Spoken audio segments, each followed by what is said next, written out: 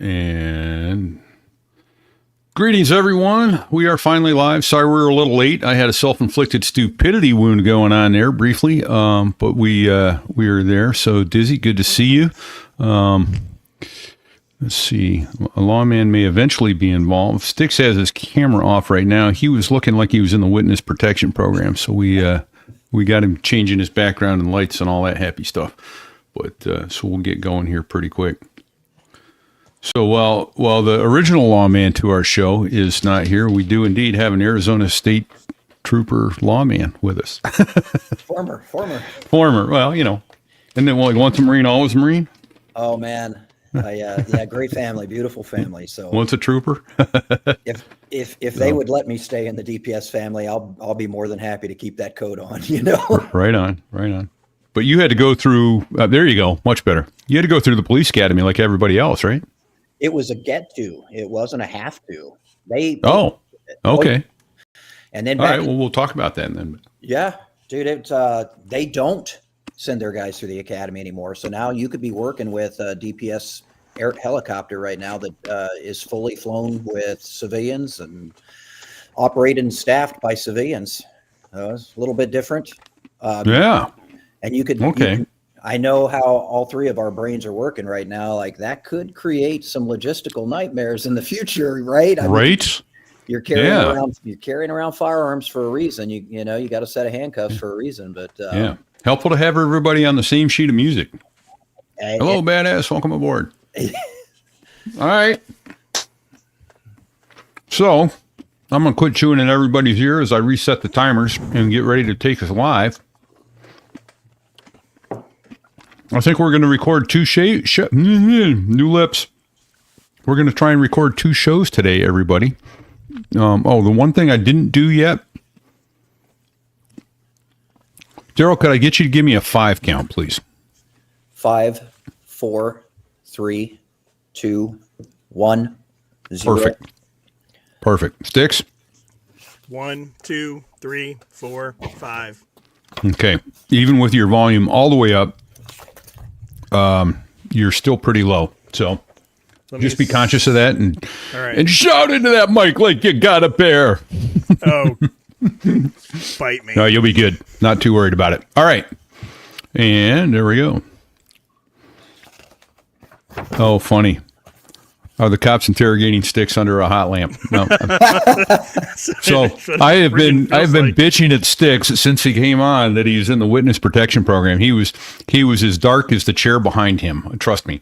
So we're getting there. All right, guys. Let me reset the timers and we will commence to commencing. And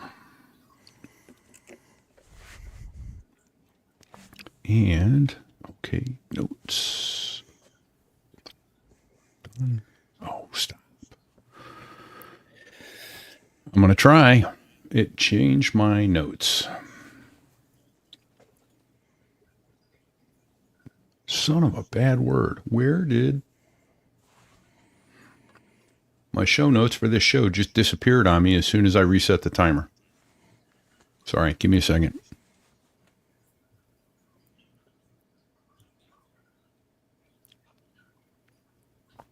There it is. All right. I'm already a minute off.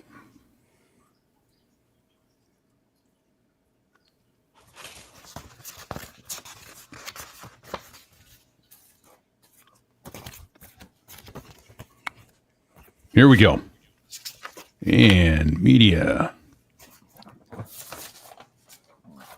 Who's shuffling papers? Me. Sorry about that. No worries. Here we go. Eventually we'll get off the deck. I'm broadcasting.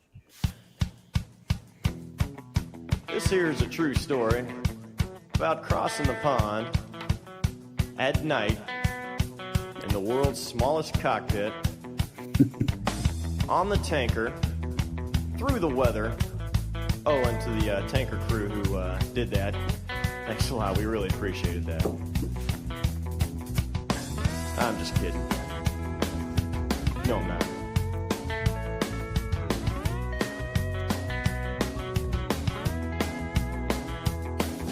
Well, there I was, crossing the pond, and you could see that I wasn't exactly fond. So there I was. We were just about to land on the road system, and I'm fiddling with my seat belt while I've already communicated to the rescue specialist in the back of what our intentions were. I've got my hand on my gun to double check it to make sure that we're good to go. And I still took it with me, and then that left door is going open before we get on the tarmac, and I'm getting ready to head towards the target. There I was. Oh, and that's how all great aviation tales begin, with your hand on your gun. Holy smokes. Greetings, everyone. Repeat here. You're obviously listening to the So There I Was podcast. We skipped the preamble this week. Styx is going to be my co-host, and we'll introduce our guest here in just a minute. I want to take a brief aside, though, if I may. Our guest from this week, well, now last week, if you're listening to this audio, was none other than Jeff Carr, Cobra assault pilot, who was here for his 45-year follow-up with his doc. We owe a special note of gratitude to you, Jeff, for the largest single donation that we have ever received of $500 at any one time. So we are humbled and grateful to you. It is a thrill to be able to bring these amazing stories every week out to people, and your generosity is well, go get yourself checked up. Yeah, go talk to a quack. You lost all sense of financial responsibility, but your generosity is... See that doctor that took care of his leg. Right, exactly. have him do a check on his head. Yeah, we deeply appreciate it. We are so humbled by it. So thank you. And thank you to everybody who is Patreon or direct donor.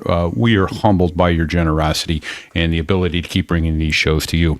So without any further ado, my co-host, Styx, where are you at today? I am in the wonderful state of New Hampshire, and we have just an absolutely outstanding guest with us today. We have Darrell Detty from the Arizona Department of Public Safety. Did I get that right? Yes, sir, you did. Okay. And he is a helicopter pilot extraordinaire who's done law enforcement work, who's done, he'd search and rescue like it's nobody's business. And we're gonna have an awesome yeah, we are. Set of episodes today, because this is just gonna be epic. And we're gonna be doing some Rotorhead talk. So yes, strap in and grab onto the collective, because you're gonna need it. So Darrell, why don't you introduce yourself to us and tell us, how did you get your start in aviation? Like, where did this all begin for you? First of all, thank you guys for what you do. When we get these stories out, we can help other people, and that's the name of the game. We're all growing on each other's information and knowledge. And then there's that time when we have to figure it out on our own in a box canyon somewhere. So it's always good to get a leg up if you can get one. So thank you guys for that. And if anybody has any questions, I'm not sure how this one works, but if they have questions, ask. Yeah, they can put them in the comments in Facebook, YouTube, Rumble, and X. So I'm wholly on board with. I'll answer the questions to the greatest detail I can, and then if there's something that comes up later that somebody has a question for me, then fire it my way. I'll make sure to get it over to you guys. Very cool. But absolutely, my fun time though was, as I had mentioned earlier, it actually started when I was 5 years old. My dad took us to an air show, and my dad stood me up in a helicopter and a bell on the left side. And I just remember looking at that thing like it was the greatest. It was the greatest thing on the planet. You know what I mean? Which I'm pretty stuck on that one, knowing that I could let go of the controls on a plane and it will still kind of do mostly what it needs to do. But it seems like a helicopter just wants to kill you. But yeah, that's what I've been trying to tell you. You just got to have a good relationship. Stay. I was a little superstitious. Yeah, always be ahead of the airframe. But at 5 years old, that's where my desire and dreams started. And over the course of time, I kind of meandered and fumbled through life as an idiot teenager, and then carried some of that, further into my early 20s because being stupid seemed fun. But I went in the Air Force thinking that I could actually go in there and get my flying experience there. Like, I'll just go in and fly. Well, they fly planes, it's logical. The smart guys do. Sticks, there you're you going to go. test this. I mean, Yeah. Uh-huh. they don't want the Darrell Dettys in there, trying to shake a stick when you're not even getting all the way through trigonometry in school. Kids stay in school, don't do drugs. But Right? after I got out of that, though, I started working on my degree for criminal justice. Law enforcement had interested me also. But then after I had finished my degree, I took that and I went into the warrant officer flight program and got accepted into the flight program for the Army back in '97. And at the time, that was a tough year to land it. So I was fortunate enough to get in. I had some really good recommendations from at the time the first female brigadier general. She wrote me up one. I had one from John Kasich. I'm not sure if you guys know who he is. Oh, but, yeah. Yeah. Ohio John, governor, wasn't he? Yeah. Yep. He wrote me up a real nice one, and it basically got me in. But what was funny, when I went into the Army and I'm standing there, obviously they put me as a platoon leader because I'm an old bastard, right? But on my card, it said 09 whiskey on my 3x5 card on my locker that has to be posted up in the corner of your locker so that they have an idea of what your military occupational specialty is going to be, the MOS, which is basically, it's the same thing like in the Marines. They have codes just like you do in the Navy and the Coast Guard. And my specialty code was 09 whiskey. And the sergeant came in and looked at it and he said, well, what the fuck is that? And I'm like, oh shit, man, day one, So that's kind of how it went. And suffice to say, when I had gone back in the service, because I went in the Air Force and then later went into the Army. So sorry, kind of bouncing around a little bit. When I went back in the Army, it was for that flight program. And then the intention was just continue to fly and stay with that, whatever helicopter I got to retirement.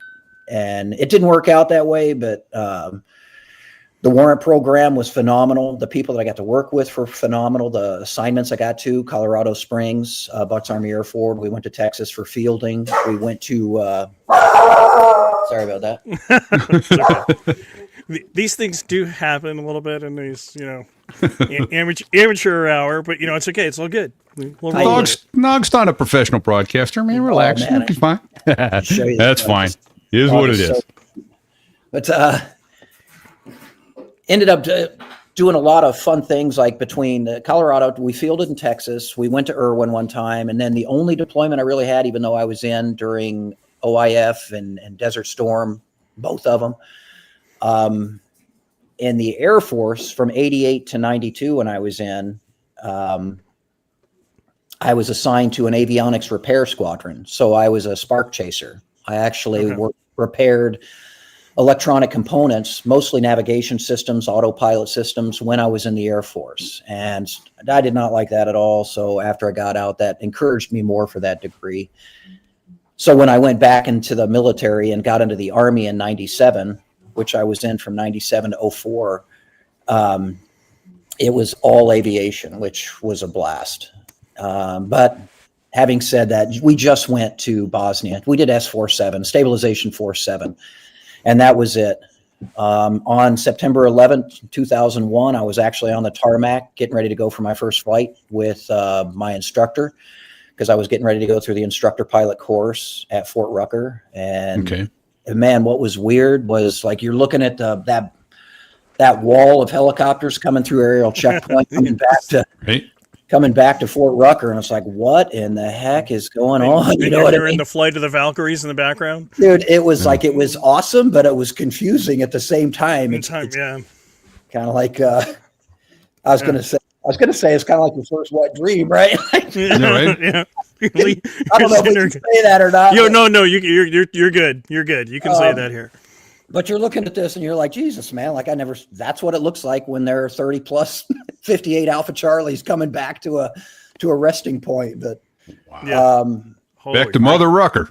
That was it. That was at Shell. I believe it was at Shell with the first of the 212th at the Army base, at the Hella base there.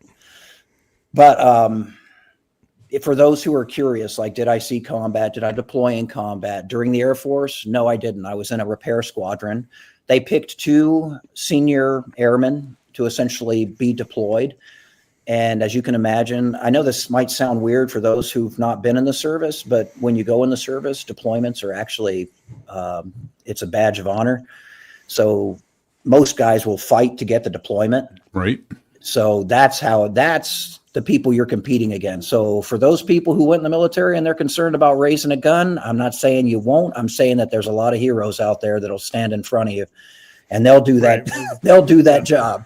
They'll Right. run you over to get that position. That's it. And that's what happened in the Air Force. Like, everybody's throwing their name in the hat to get this deployment to go over and repair, the same stuff, but repair it in the box, which that's going to be a challenge because you don't have your teammates and you're bouncing ideas. And sometimes you get hard broke problems on electrical stuff.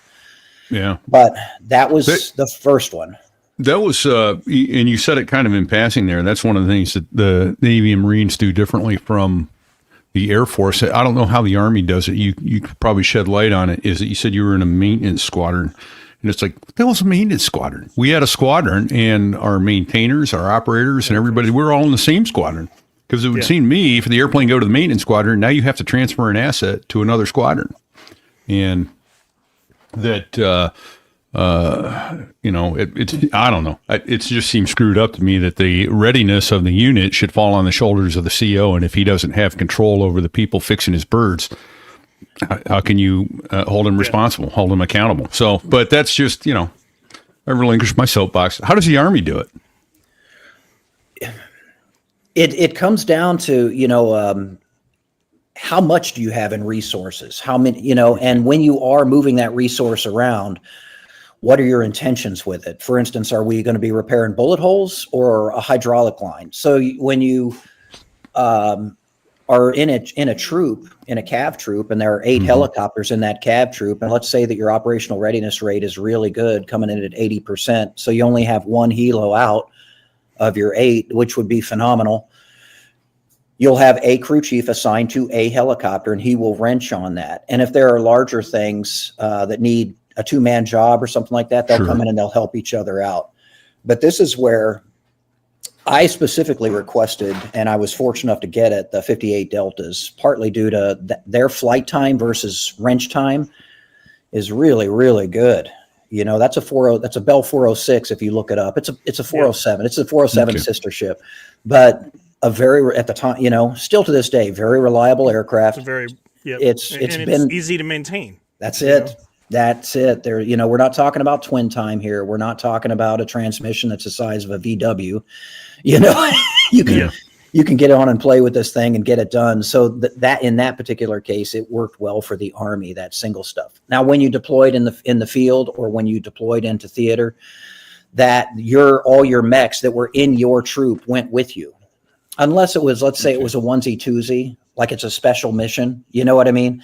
And then you'll send out something similar to like a reaction force or a recovery team that'll go with it, and generally run it with more of a skeleton crew. That way you're not dispatching your assets out, and crippling yourself back at home base.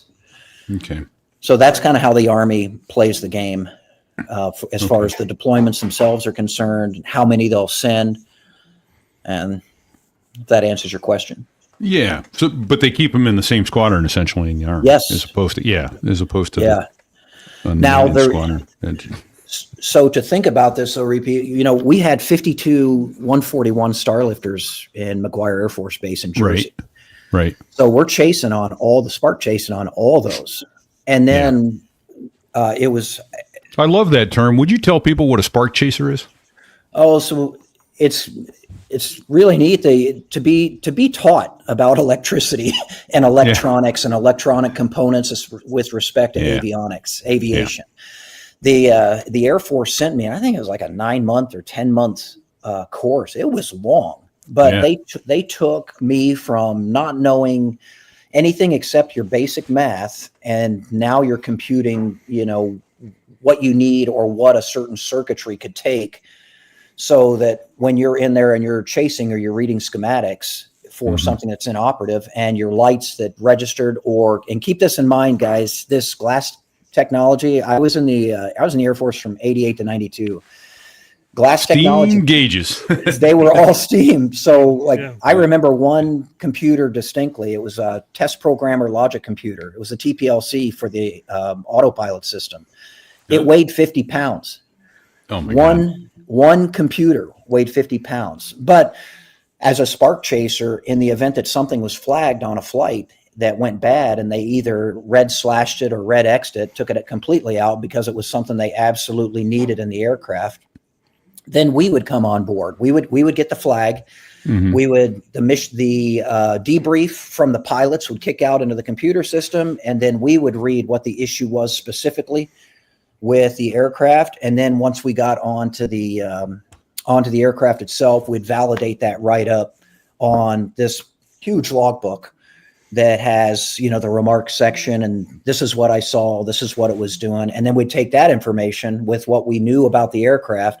We would run our tests, and then we would try and repair whatever was broken, whether it's out on the engine, or it's something that's actually in the avionics bay, which for a 141 is actually underneath the flight crew deck. You step off of it, and there's a ladder that you just basically take off. And then that's where most of your avionics are at. Almost all your avionics are at. Sure. Which, for those who are curious, it is a museum platform now, like me. Yeah. But that's how that works. And so, was there a hellhole in the cockpit you could go through, or anywhere, right? Or did you have to get in it from underneath only? No, it was kind of neat. The way that it was designed, being directly underneath the flight deck, when you stepped off, that you could use the handles that people would normally hold to go up the ladder. You could hold those handles going down and basically kind of just slide yourself, Okay. down to the next floor. And then you could just, because the ladder's already been removed, you need that for exigency. But then you can just go straight under the avionics. And the reason you would do that, there were certain lights on certain tests that you would look for. And if those lights didn't register, that was a beeline straight to that particular computer. You rarely got your broken wires, you know what I mean? Or Right. Either the computer was broken or like it pointed you pretty close in the right direction. So Yeah. So some component failed, not the wire. that's it. A lot easier that's to on- troubleshoot than today. Okay, this is a really geeky question coming at you, and I'm sorry, folks. Take us down a little bit of rabbit hole. Did you have aluminum wiring, Kapton wiring, copper wiring? Because we had a big issue with Kapton wiring in Harriers that grounded the damn fleet over and over and over again, and they eventually got them all. Same with got the Tupperwolf. Kapton out. Yeah. So as you can imagine, the copper did work best. It was a little bit less. And then you also have to think about weight. So when when you have miles of avionics wire in an aircraft, you have to think about what am I wiring it with? Yeah. So how many miles in the 140? This is going to interest people. How many miles of wiring in a You're going to make me C-141? chat GPT that one. Yeah, dude. well, give me a guesstimate. I mean, that how much? I could say how many feet, and you'd go, well, no, miles. Yeah, if I am throwing it out, I'm gonna put it out at 3.5 miles of wiring. Yeah. And now I'd like to chat. I wonder if that's even up. Well, there you go. We'll look that up while you're chatting. Oh, Yeah, good. I got it. Yeah. Nice. Oh, yeah. Sticks That's is good this at is shit my like that. specialty. Yeah, it's what he Love does. Love it. So, sorry about that, folks. I had to ask the geeky question, but Now, some of the things I do remember. I do have a funny story about that 141 where we had it was called a red streak. Basically, the aircraft is on the tarmac, it's running, and during the crank sequence, something went sideways. So they need us out there, and they need us out there 5 minutes ago because the aircraft is scheduled for a flight. And keep in mind, when you do the math and you look at when I was actually at McGuire Air Force Base in Jersey in that 1989 to 92, a red streak wasn't a training. That wasn't so that a pilot could go out and accomplish his training stuff. We were actually doing things relative to what was going on overseas. So they needed that. shit. Yeah, they needed the aircraft. But this, So what I did get is over 100 miles of wiring in a 141. oh my God. So I was way off. Yeah. I didn't know for sure, but I know there's they say that about the 777, which is my last bird. So, it's many tens of thousands of feet of wires. But in that sense, I mean, you realize that a single harness can have probably 30 or 40 wires in it. They're not huge, like electrical wires like your house, your 12 gauge, 14 gauge wires. They're relatively thin, but they're also running back and forth the length of the airplane over and over again. And there's, several hundred, probably several thousand of them, obviously. So one of the things you got into with that aircraft, though, was the structural integrity of it over the course of time. Because for those who look up the history of the Starlifter, that thing had been around since the 50s. No hard landings, though, so it kept them. So how do they fix a stress fracture in an airplane? You guys, I'm sure you know this one. Yeah. So I know that with the look. Yeah, they'll take a drill and they'll literally punch a hole right in the metal, right at the end of that crack. Yeah, they drill it, baby. A stop hole. That's it, man. And so when you're thinking about the weights combined and the over the course of time, those missions, and I didn't know there was 100 miles of. That's amazing. Yeah. But it went in the museum for a pretty good reason, I think. That thing was. Yeah, but it did its job. Yeah. And as Dizzy said, of course, when you drill through there, you wind up drilling through a wiring harness, right? And Isn't this? I love this. Dizzy, who says it's always the wire in the middle of the harness. Holy Jesus, is that not the case? Or it's that one where you need your elbow to bend another 90 degrees, and you can't. You can't get. It's all part of Murphy's Law, man. Yeah. So that story though, that if I could just say it real quick, it was we keep sidetracking you. Go ahead. I know this will be quick. Red streak. Yeah. It was a red streak. So they want this aircraft. They want it quick. They need it now. So when I'm going up and down, remember I was talking about light sequences and running tests. Yeah. So on this one particular test, I need to be up top, but I need to be down low. But I have just a little bit of time between my transitions when I'm looking at lights and I'm watching switches kick off. Okay. And I'm running my test. I go up top, and there's this freaking grown-ass fucking man standing right in the middle of the flight deck. And he's asking me like it's a therapy session, like, how's everything going? Dude, I didn't hesitate. I'd like it'd be a hell of a lot fucking better to get the fuck out of my way. And,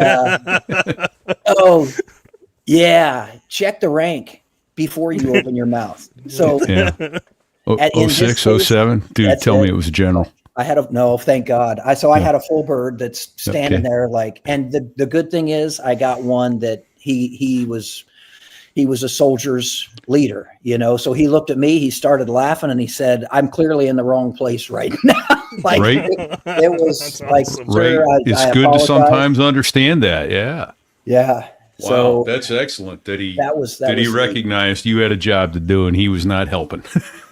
Well, the paperwork, it could come and it's not going to make this plane get fixed any faster, sir. So you can prep the paperwork and I'm still going to be up here trying to get your aircraft online. So there's that. Yeah. Yep. Oh, that's awesome. Fantastic. All right. So you get into the Army, you're now flying helicopters with them. And, so what does the exit out of the Army look like for you? At the outset, there wasn't going to be one. I was going to stay in and just retire in the Army. And in hindsight, I had a really great mentor that was willing to guide me further in my Army career, but I just chose to step away from it. But when I was, go ahead. I'm sorry to know. So we're back and forth here. So, started in the Air Force. Got out, went to the Army. Well, I've listened to another show you were on, so I have part of it. But if you could take us just in a quick timeline, the progression to find yourself now looking at getting out of the Army. Okay. So how did you get there from here? I always got first when I was in the Army. I was fortunate enough to land that warrant officer flight slot in 97.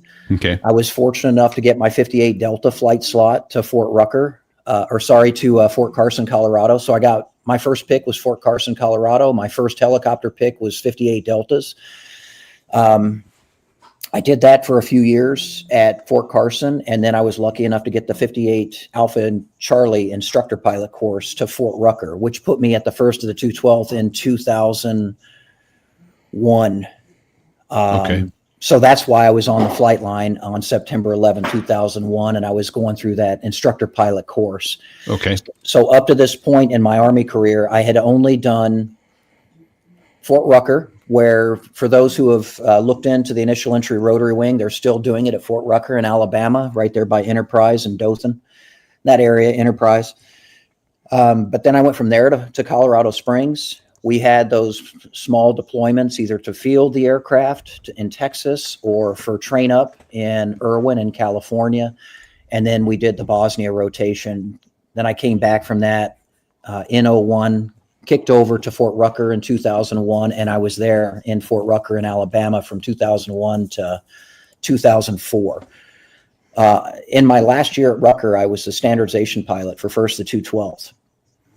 Basically, it was like you're herding cats. You just herd 30 cats, and then throw them a cat treat when they do good things. And then, make sure that they're not doing stupid shit with students, and everything else was easy.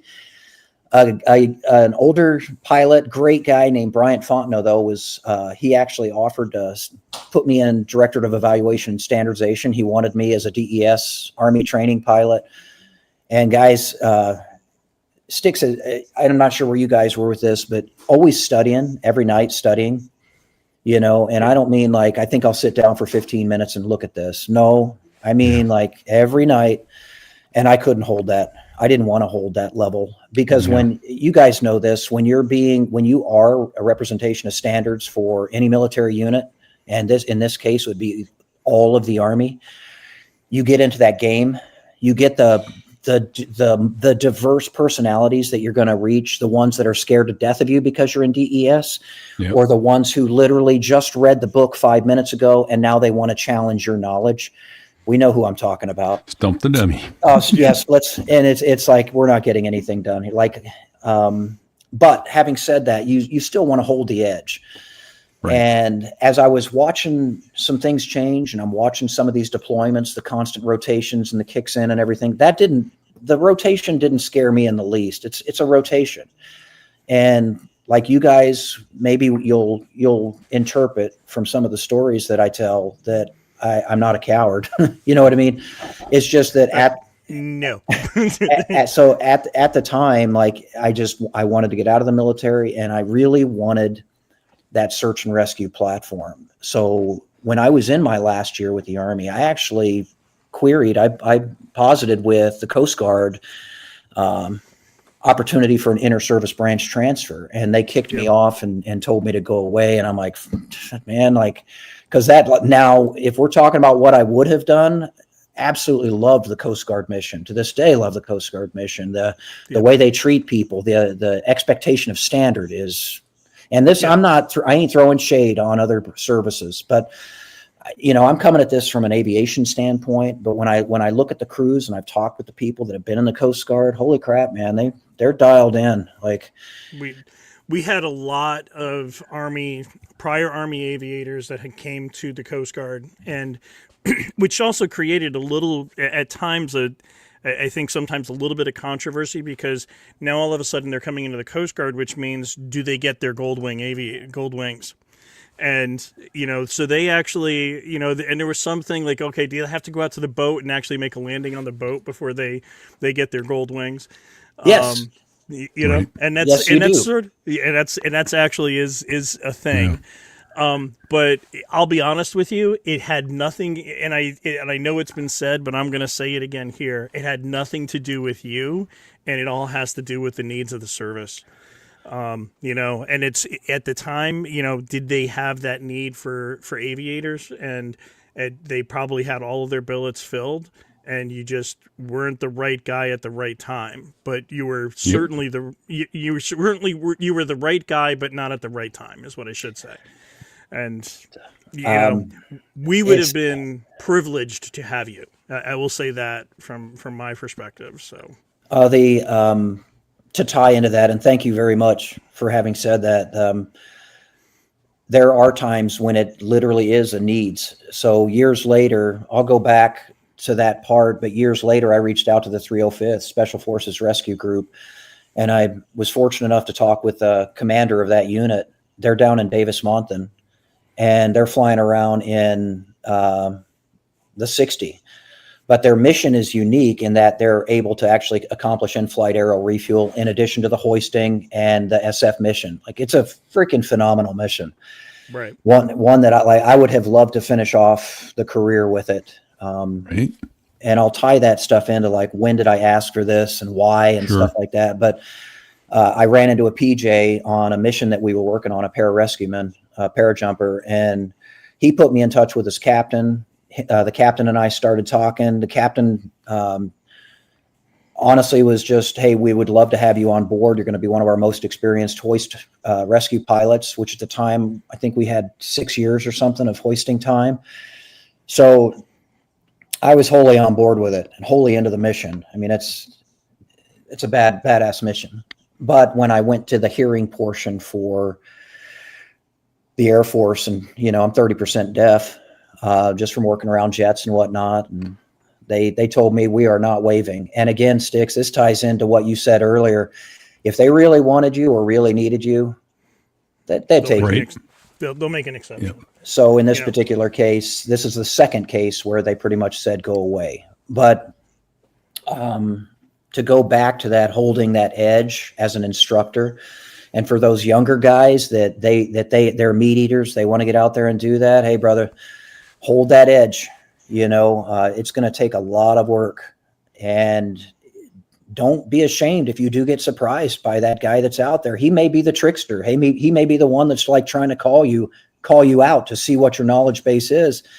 At the end of the day, that's not the one that you're gunning for. Somebody's watching you and you don't even know it. Somebody's listening to you and you don't even know it. And that's the guy. Because I've had guys that reached out to me that are CW5s now that were in the Army, and they were my students. And they said, man, I really wanted to thank you. You know, when you said this or when you did this. And it's like, Nice. man, that means a lot. That's invaluable, you know.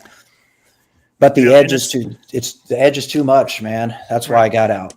Yeah, well, that's Yeah. the interesting thing there is, you know, you can fail anybody at any given task. If you're an instructor, you can give somebody a scenario that they're going to fail.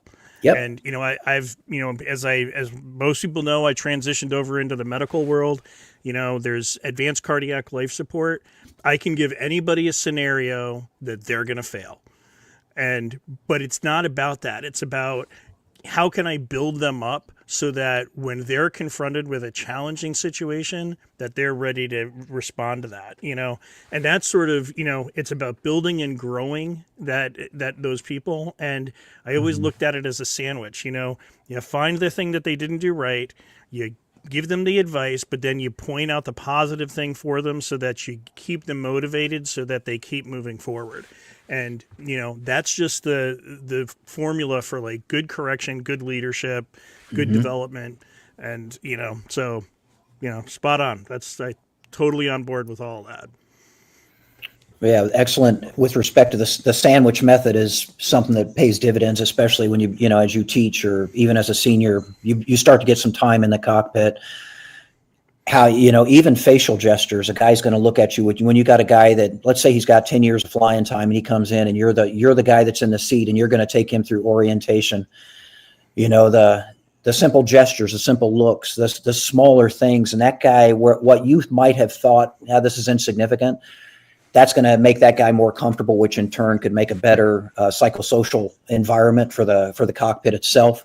Absolutely. Or, you know, everything ties into everything in here. You said something that was really interesting, though, when you're talking about that box of chocolates, that sandwich, and law enforcement. It's almost the exact same way.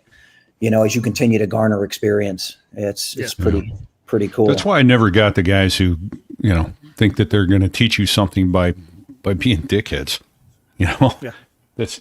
I guess you get something from everybody, but it seems to me it degrades safety and learn. You know, you're slowing the learning process. Your job isn't to impress your student. Your job is to impart knowledge. So. And there were examples of that. If I had a student that I knew was really trying or working, and I'm not trying to be a dick, I'm gonna cover the bases, but at the same time, this is a controlled environment. But I would take candy with me. I'd find out like what the student liked, and I would take candy with me on a pre-flight, and I would tell them before the pre-flight. Now, keep in mind, this is a training and doctrine unit. I don't have to worry about quick reaction force or a hasty launch, right? Sure. I have time. I don't have to worry about me getting distracted from this aircraft. This is my aircraft. So I want to kind of preempt it with that. But I would go out and I would tell the student, I've got 3 pieces of candy on this aircraft. I need you to find them for me. Just do your normal pre-flight. Make sure you talk me through what you're looking at. And I didn't hide them in places. I just set them there. You know, but when they got to that point, and those smaller things, you know, like they pay dividends. And you're, again, tying back to psychosocial, the stressors that exist in the cockpit that you're not even putting together the universe that this guy's trying to come to the table with, on top of what type of student he is. Is he a better learner? Did he actually do his job last night and look at the things I told him to look at? Is his map up to date? Is his head in the game? You know, how's your marriage? Or was he up all night with a crying baby and a screaming cat? Or That's you know, it. Yeah. Or just prior to solo, did his wife decide to have a baby? Hey man, and was it yours? Like, right? Well, there was funny because what's funny is because that's a question that came up on my first episode here. So, but there you go. It's kind of ironic that you came out with that one. All right, That's funny. yeah. I had a funny I got a lot of funny stories. This one's really quick, guys, but this ties into the stressors inside the cockpit. So this is day 1 at Initial Entry Rotor Wing, Fort Rucker, Alabama. I'm in my pickle suit with no wings on, right? Because you just have a name because you're going through Initial Entry Rotor Wing. You don't have your pilot's ticket yet. I'm sitting across the table from this big burly friggin' instructor pilot. At the time, I'm a little guy, 150 pounds, 5'8" if I stretched out a little bit or reached for something. But he's asking, like, who are you? Why are you here? Et cetera, et cetera. I was being sincere about it. Like, I read a couple of books on the warrant program, and one of the books was written by Robert Mason called Chicken Hawk. Yep. I've read the book. Yep. So I'll throw a plug. I'll throw a plug for Mason here. I also read CW2, which was a really good book, and later moved on to more of the ground pounder stuff, which I thought was really neat. But man, there's some really good books on 17 and 24 drivers that are out there, like if you're into that. But so I'm sitting across the table from Hal Beauchesne, and he asks me, what got you here? And I started talking about Chicken Hawk and Robert Mason and how much it inspired me. And he threw his pen. I'm not kidding. He threw his pen on that little student's desk that's barely big enough for both the students, right? So they put 2 guys at this little bitty desk, and I'm sitting next to Dave Bruin, who was Alaska Guard. He throws his pen on the desk, and I'm like, oh, fuck. And then he looks at me and starts directing his ire directly at me, and I'm like, my world is like falling apart right now. It's like, I fucked this up. Like, can I hit rewind? Like, what the fuck did I say? Well, as it happened, Hal Beauchesne was a Vietnam driver, and he said he knew Robert Mason. And he said he basically, for us hillbilly guys, he wouldn't piss up his asshole if his guts were on fire. He hated Robert Mason that much, and then proceeded to tell me that Mason was a story stealer, that he would sit in the hooch and he would take other guys' stories and he would freaking write them down. Hey, Robert Mason, dude, I ain't saying this shit, bro. So don't come after me. Don't swing a stick in my head. I'm just saying, like, this actually happened to me, and somebody that you knew flew with you and did not like you. So aviation is a small world. Put a point in it. If you think you're going to do something stupid or like, nah, that buddy of yours, who's flying over in Seoul right now, he heard about it 3 minutes ago on Instagram. You didn't get away with anything. That's awesome. All right. So anyway, so where are we at now? I know. I'm sorry. But you're getting out of the Army. You were going to stay in, but you decide time to get out. So that was the Coast Guard, right? Yeah. So when Coast Guard said no, and at that point, there's not a lot of options for a rotary driver unless you have the experience in that. For instance, slinging a line, vertical reference, hooking a rope up to the belly and moving stuff around. You do need time in that, and you will have to pass a check ride for that. I didn't have time in any of that. I was just a military driver. So I needed to figure out my way in the civilian world, and I chose EMS. So I started working with OmniFlight, Native Air, which is now Air Methods. They just keep acquiring each other.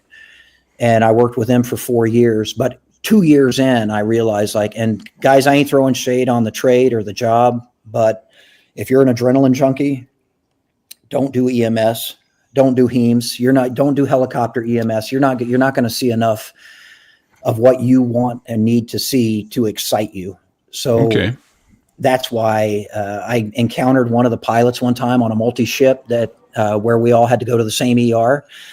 And when I saw him down there, I see this dude standing there in a tan flight suit. And I'm like, nobody wears, no EMS wears at the time wore tan suits. So I went up and started talking to the guy, and he told me what he did with Arizona DPS. I'm like, that is awesome, dude. Like, I want in on that. Right. But this goes back to 2008. And in 2008, they had cycled out completely from the 206s. And now the entire fleet, 5 aircraft, were all Bell 407s. So that's where they were at with the 407s. And each one was staggered by a couple years in shipping.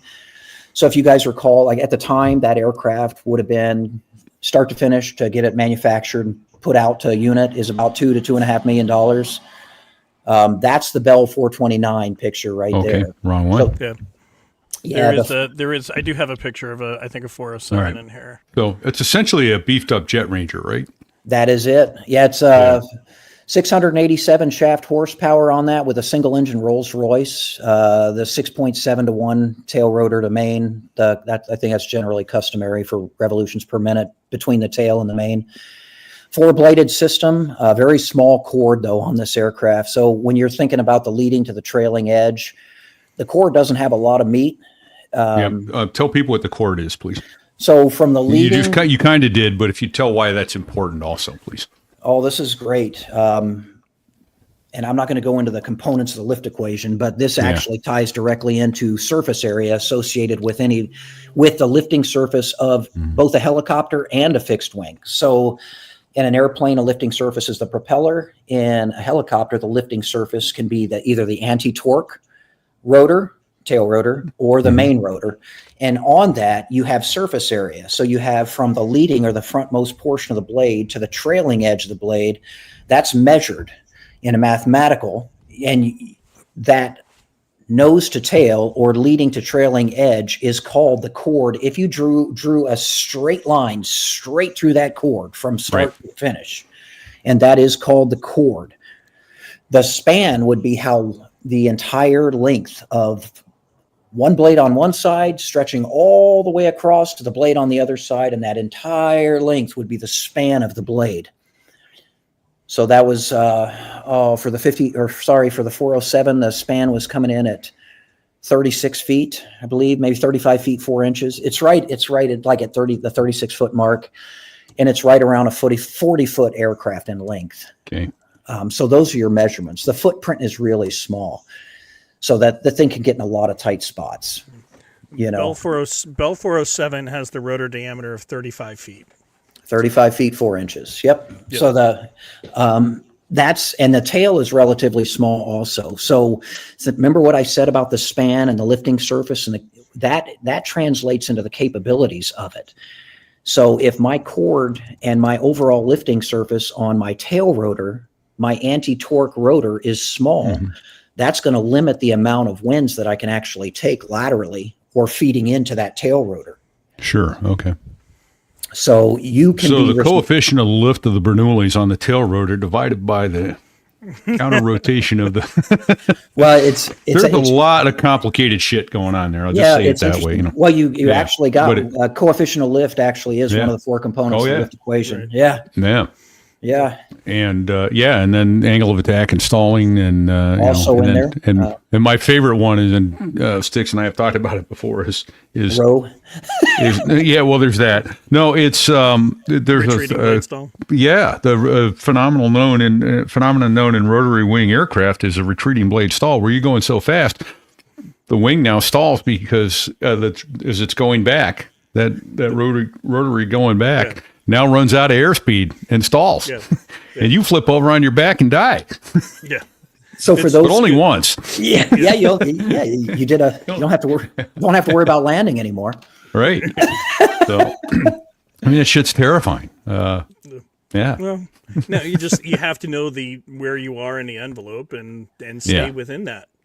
Know your aircraft parameters and stay within those parameters and leave Which is yourself, true, right? In any airplane, I just think it's more difficult in both rotary wing and even the Harrier had some weird. So you were between 30 and 90 knots, you could kill yourself really quickly in that airplane. And all airplanes have that. If you get inattentive and you're careless, and it's it's interesting. You have this recent crash of the Bell 222 at Huntington Beach. What's interesting is it appears as though there was likely a failure of the tail rotor, the pitch horn, Right. but where they were in the height velocity diagram is critical. They were were in the worst possible spot. And, they didn't have a lot of options. If they were higher, they could have pitched the nose over and probably done an auto. If they were lower, they probably could have done something called a cut gun, where you just drop the collective and you put it down. But they were inside this zone where you don't want to be. Yeah. And correct me if I'm wrong, but No, and the great thing is, because we don't spend enough time, we just accept it. Talking about that dead man's curve, crappy ass name for it, but when you're training, and this sounds kind of silly, but like when I was a standards guy at Fort Rucker, I would actually go out and fly with other guys from other countries. And I would ask them, can you show me what one of your training flights look like? And the first time that I saw a 50-foot hovering auto rotation in a 58 Alpha Charlie, I thought the guy was crazy, but you're always shadowing the controls. Not that you got the time to fix it, but the first time I saw that, and I'm like, man, why the hell would you do a 50-foot hovering auto? You're going to hurt yourself. Yeah. Think about what we just talked about. The time that the engine's going to quit is during power applications traditionally. And in that particular case, whatever stress was going on with the hub, whether it was a maintenance issue or whether it was a fatigue issue, there's more stress placed on an aircraft as you continue to slow it down more and more and more and more. And those lift vectors have to start shifting to make things work. And when you shift that over, it's like, man, I sure hope everything's working right. But those low speeds, in that case, the dead man's curve, that's where, I hate to say it, guys, but if you're looking on board for like a search and rescue platform to get into that mission, remember what I said about there are no cowards here? It's like you live in the dead man's curve. That's your job. And you're accepting that as a distinct possibility. Every flight. If you have a multi-engine aircraft, though, that helps mitigate some of that risk, not all of it, but it helps mitigate some. Yeah, so bring us back to that 407 that you're starting to fly then, and how that affects. Because I took us down the aerodynamics, rotary wing aerodynamics rabbit hole, and I didn't mean to do that, but no, I like it, dude. I love talking. You got. Listen, you're 2-on-1. You got two rotary. Yeah, I know it. Against the Harrier. You're outnumbered, my friend. So that when I came back out, though, in those 4 years that I spent, then went into Arizona DPS. They had that 407 platform. So in 2008, myself and another person got accepted into DPS, but they literally, because earlier you had asked, repeat, did they make you go to the academy? Yeah, right. And think about this for a second, and us military guys know this. Like when you went to basic training, if you really got the game, they're paying you to eat and work out. Yeah. Right. At the end of the day. So for those guys who are like, I just couldn't do basic training. Hey man, I ain't throwing shade, but I am. They were paying you to eat and work out. Yeah. So and listen. That's it. Shut your hole, write this down, regurgitate this to me. You know what I mean? But okay. So they offered that to myself and the other pilot that was hired at the time. And we both gladly accepted because of the 20-year retirement for the pension for LE. Sure. Which is how I'm actually able to sit here today. I bought some time, did my time with DPS, and then I've since walked away from DPS as that job with still having the contacts, but not flying with them anymore. But that was because I did the 20-year plan. Nice. It was... after I got hired on, though, there are 4 bases with Department of Public Safety that you could have been assigned to. And traditionally, they'll hire you to a specific base so you know it before you come out to work. Oh, okay. But Right. there's one in Kingman in the northwestern part of the state. There's one in Okay. Flagstaff in the north part. There's one in Phoenix or Scottsdale, the central part of the state. And then there's one in Tucson in the southern part of the state. Now, on a full manning staffing schedule, you can have all 4 aircraft up. But honestly, in the time that I was with DPS, I may have seen that a handful of times total, where we had Okay. 3 aircraft up. And it wasn't the OR rate. The OR rate's clean. The maintenance is phenomenal. It was personnel. So Oh, how okay. how are they getting personnel? How are they getting their pilots? Where are their pilots coming from? How are they getting their medics? Do they have the experience? Where are their medics coming from? And then the train up for each one of those. So in a way, it's really nice, guys, because you are always training somebody new. You're either prepping a new pilot or you're prepping, and it's not because the job sucked in any way. They were just constantly going through staffing stuff, you know? Okay. Now, when myself and the other pilot came on, after we were hired, they literally had a 3.5-year hiring freeze. No new personnel to aviation at all. Wow. So, yeah, I was the last pilot hired in 2008, and my replacement for Kingman, because I went to Kingman, I drove almost 3 hours one way to that base for 5.5 years.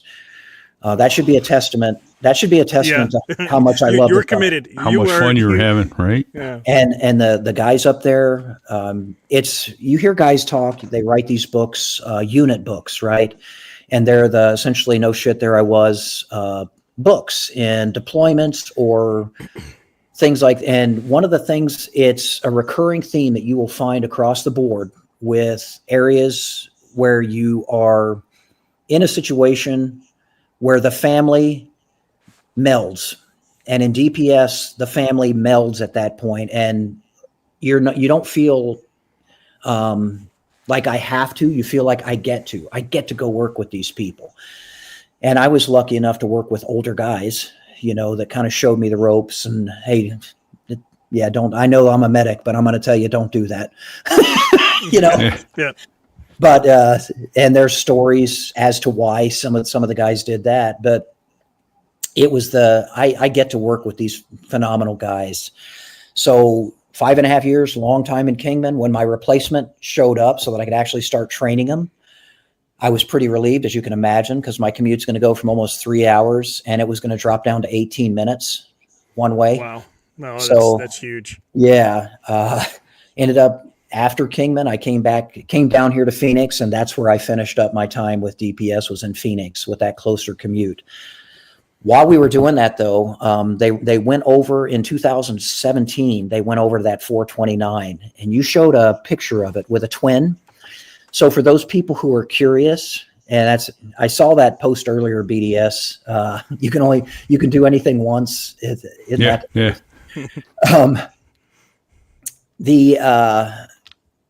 Switching over to that twin, why did we do it?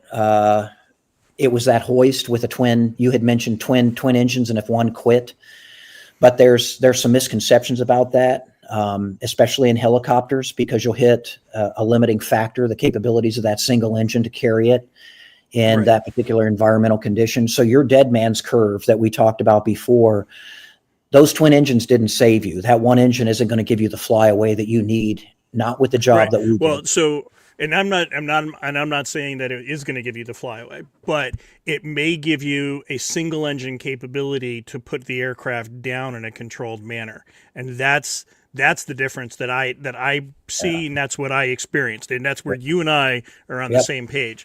That's it. Because that aircraft, well, that's the Charlie model that's behind me, but when I first got into that one, that was the Alpha model.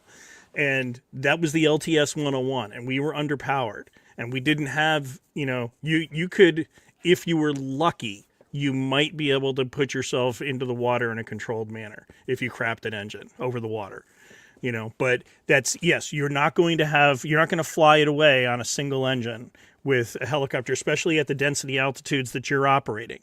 But you're maybe able to be controlled in how you're going to be putting it down. And that's the bottom line. So for those non-rotor heads out there, so what does that even mean? What does that look like? Being controlled when you put it down. So I can I'm going to blow that second good engine up. I'm going to destroy it. But my intentions right now, I could care less about that engine. Yeah, I just you can save the airplane. I want Don't the need people the engine. inside. I want the people inside. That's it. So if I pull the guts out of this thing and pieces start flying everywhere, just make sure that you listen to that pre-crash, that it stays in your head. Right. Do not get out of this aircraft. Do not get out of this aircraft. Let it do what it's going to do. If it's on fire, that's where we're working with something entirely different, but more people like that, that we had a call here up in Arizona where a pilot had to get out of an A-Star. He went to take a leak. He didn't lock down that collective head. And that collective vibrated up a little bit. The aircraft started to move. He was right at the end of that span of that tip path plane, and it cut this guy right in the back.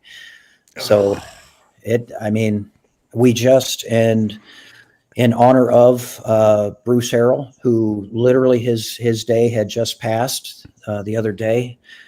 He was a medic that we actually lost because a blade struck his head. He took a break for just a second. He stood up, and he was just outside the disc when this lady dropped her purse, got a little snagged. He got a little tunnel vision, and unfortunately, heartbreaking. Something. And the really thing bad. is, these are professionals who are around the airplane and understand the dangers about it, and still get caught. Happens. And it's heartbreaking to hear and see that. You'll see guys. You go out on a search and rescue mission, and you have a guy that's down there who knows. Hey, make sure that I remove my hat or cinch this thing down so tight that I'm white knuckling my hat on my head, which at that point just take the damn thing off. Yeah. But everything ranging from that to iPro, and there are times where I've had a ground unit where I need to land close to you, and they're trying to pick an LZ, whether it was a gunshot wound or whether it was a wreck or something like that. Mm-hmm. And they know what this aircraft can do, like the damage the rotor system can do, the wind effects. But they're so focused and fixated on getting that aircraft in there, plugging in that piece of the puzzle, that they completely forgot to shut their doors. They have their Smoky on their head right now. They're in their Class Bs, and they're going to get trashed.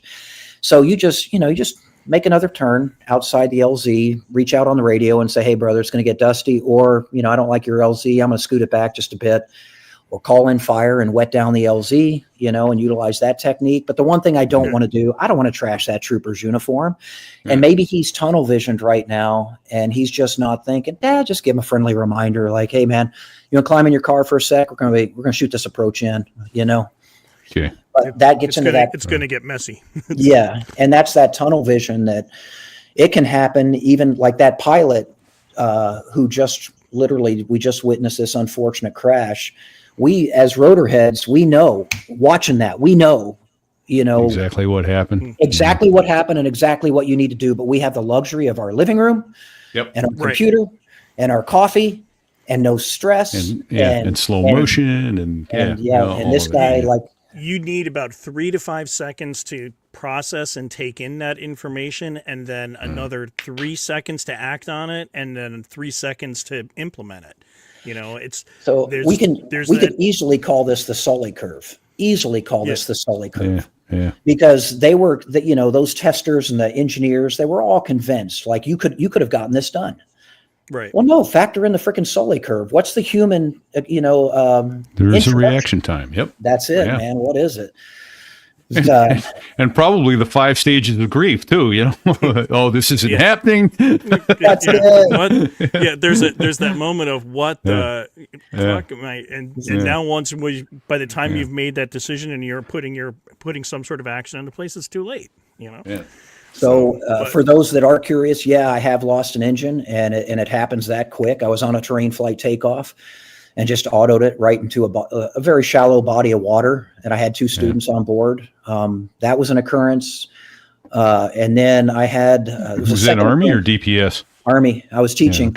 Yeah, okay. All right. And then we were out looking for this suicidal dude up in Kingman. And it was the second time this happened across the country at the time. And it might have been 2010. But we had the doors off. You can remove the doors on the 407. and I had a medic on board in the front left with her door off. So she's looking down there also for this guy. And suicidals generally, certain things will stand out. You can find a suicidal unless they don't want you to. And we can talk about that in any detail you want. Sure. But I had a cop in back, a KPD, Kingman police officer cop in the back. Okay. And I'm flying, looking down, almost like we're doing vertical reference stuff, Sticks. Like I'm looking down, but I'm looking for the slightest signature, color or movement that's going to cue me into this spot. Yep. And the nose of the aircraft kind of veered to the right without any pedal application. And I was like, okay, that was a little weird. So I didn't say anything to the team just yet because it just happened. And I'm like, maybe gust of wind, a little bit weird. Mm-hmm. Hadn't felt that before. So I went back outside and it did it again. But this time it took it to a harder yaw. And then I sat up in my seat. And so now you've got my attention. Then I got my attention. Yeah. But remember, you're talking about these delays. A computer already would have kicked off and said, hey, idiot, you're having a governor malfunction. And into governor malfunction on the high side, this thing's eventually going to overspeed on you and you're going to spin out like a top if you don't either auto rotate this thing or go into manual mode. Yeah. Denial, bargaining, acceptance. So remember, I flew the 58 Deltas though, and the Army. We practiced all the time. Remember, we talked about training as well and what you're ready for in training. In the Army, we trained and practiced all the time with what was called manual throttle operations. And that's where, you do get to carry a pistol with a DPS if you're a cop. If you're sworn, you actually get to carry one even if you're not sworn, but there are some caveats to that. And if you're curious, I'd be more than happy to. I was a firearms instructor. And there's a good story that's coming that features that. So true. So you never know, you might need it. But the second yaw brought me inside, and then I announced to the crew, hey guys, everybody come inside. You're going to hear some bells and whistles. And that's when I reverted to manual mode and I asked the medic, put out a call to radio and let them know that we're having a technical issue. We're going to go over to the airport. But what Mayday. You know what? I'm an idiot. At no time did I make either the pan call or the mayday call just because I had control of the aircraft. Yep. But my objective with manual throttle ops, what you've done is you've taken the governor out of play. Now your throttle is you're directly connected to your hydromechanical unit to that. You're the throttle, or you're the governor. That's it. You are the throttle now. So I'm guessing that has good implications and bad implications. You can screw that up too. A rotor head gets this real quick. If I'm driving so if I speed up the throttle, it's going to speed up that rotor system up top. Sure. Mm-hmm. Yep. Now, one of the things about helicopters, aviation in general, is action reaction. So when people are curious, like, why does the aircraft want to yaw in that direction anytime I advance the throttle? Action reaction. So if I increase the momentum, the speed of that blade up top with what's hanging underneath it being stationary, it will literally make an effort to rotate in the opposite direction. Sure. And it will eventually try to match the speed as best it can relative to the mass that it has. But that's what that anti-torque, that's when that anti-torque comes into way, that tail rotor. It's going to seek equilibrium. That's and it. It just may not be the equilibrium that you want. Yeah. So suffice to say, in that particular case, they called them broken wings in the military, like if you salvaged a perfectly good aircraft. In this case, they didn't give a broken wing, but basically I flew a broken aircraft over to an airport, climbed out of it and said, hey, come fix your shit. And that was it. But it was the second time that this had happened. They had to reach out as well. And it was associated with the governor. And it just basically it was seeking. So it was trying to find. And on that third time that it did it, because it did it the first time, meh. Second time, sitting in the seat. Third time, it tried to, take it to the next level. Yeah, and that was the manual mode. Yeah, it is. Yeah. And it's hunting higher and higher and higher. It's got a trend. So that's what listeners may not understand when we talk about a governor. So if the engine RPM speeds up, the governor, in trying to maintain a constant rotor RPM, will bring the gas back. If it slows down, it's going to feed more gas in. So as perfect. we're pulling pitch on the collective, that increases the load on the engine, which then causes it to make adjustments on there. Often this is done, and this is all now done electronically with what we call a FADEC, or full authority digital engine control. But it's also was previously done usually with a pneumomechanical system, which was notorious for having either air leaks or some sort of mechanical failures that would often lead to either, and there's a high setting and a low setting on that governor. You can have a high side failure or a low side failure. So, Sure. Yeah. Excellent description for the, to bring that kind of down into a more simplistic term, but it's actually easier to fly a turbo, a jet, than it is to fly the reciprocating, because I don't have to match. absolutely. Right. And, for those people who are wondering, like, what does the military fly right now? The Army, I know, they literally, their first tenth of an hour is trained in a twin turbo. So they're running turbines on day one. And there's pros and cons to that, but they never do a touchdown auto rotation until they get to their units, if the unit does touchdown autos. Right. So that could be a little tricky, for a guy that's never, had Never to put actually this, done an auto. Yeah, and like, is this normal? Right? Yeah. Well, No kidding. I'll in full interested disclosure, my first auto rotation left about maybe 150 feet on 200 feet of good track into the ground. Skid marks. Nice. Nicely done. To which my instructor pulled us up into a hover, whipped us around at 180 degrees, says, "Well, you did a nice job with that auto, but we're going to bring that down to about 3 feet." There you go. So, And you guys, you were in the 57s? 57s, yep. Yeah. 57s, we did the Bravos. So it was like the TH-57A and the B. Yeah. And the B had like a stabilization in it, and that's where you did your instrument training. So it was a little more fun on that. That was a little bit easier. But those first couple hours hovering in the Alpha, you're all over the place. They hand you this helicopter, ask you to keep it in the state of Florida, and you won't be able to.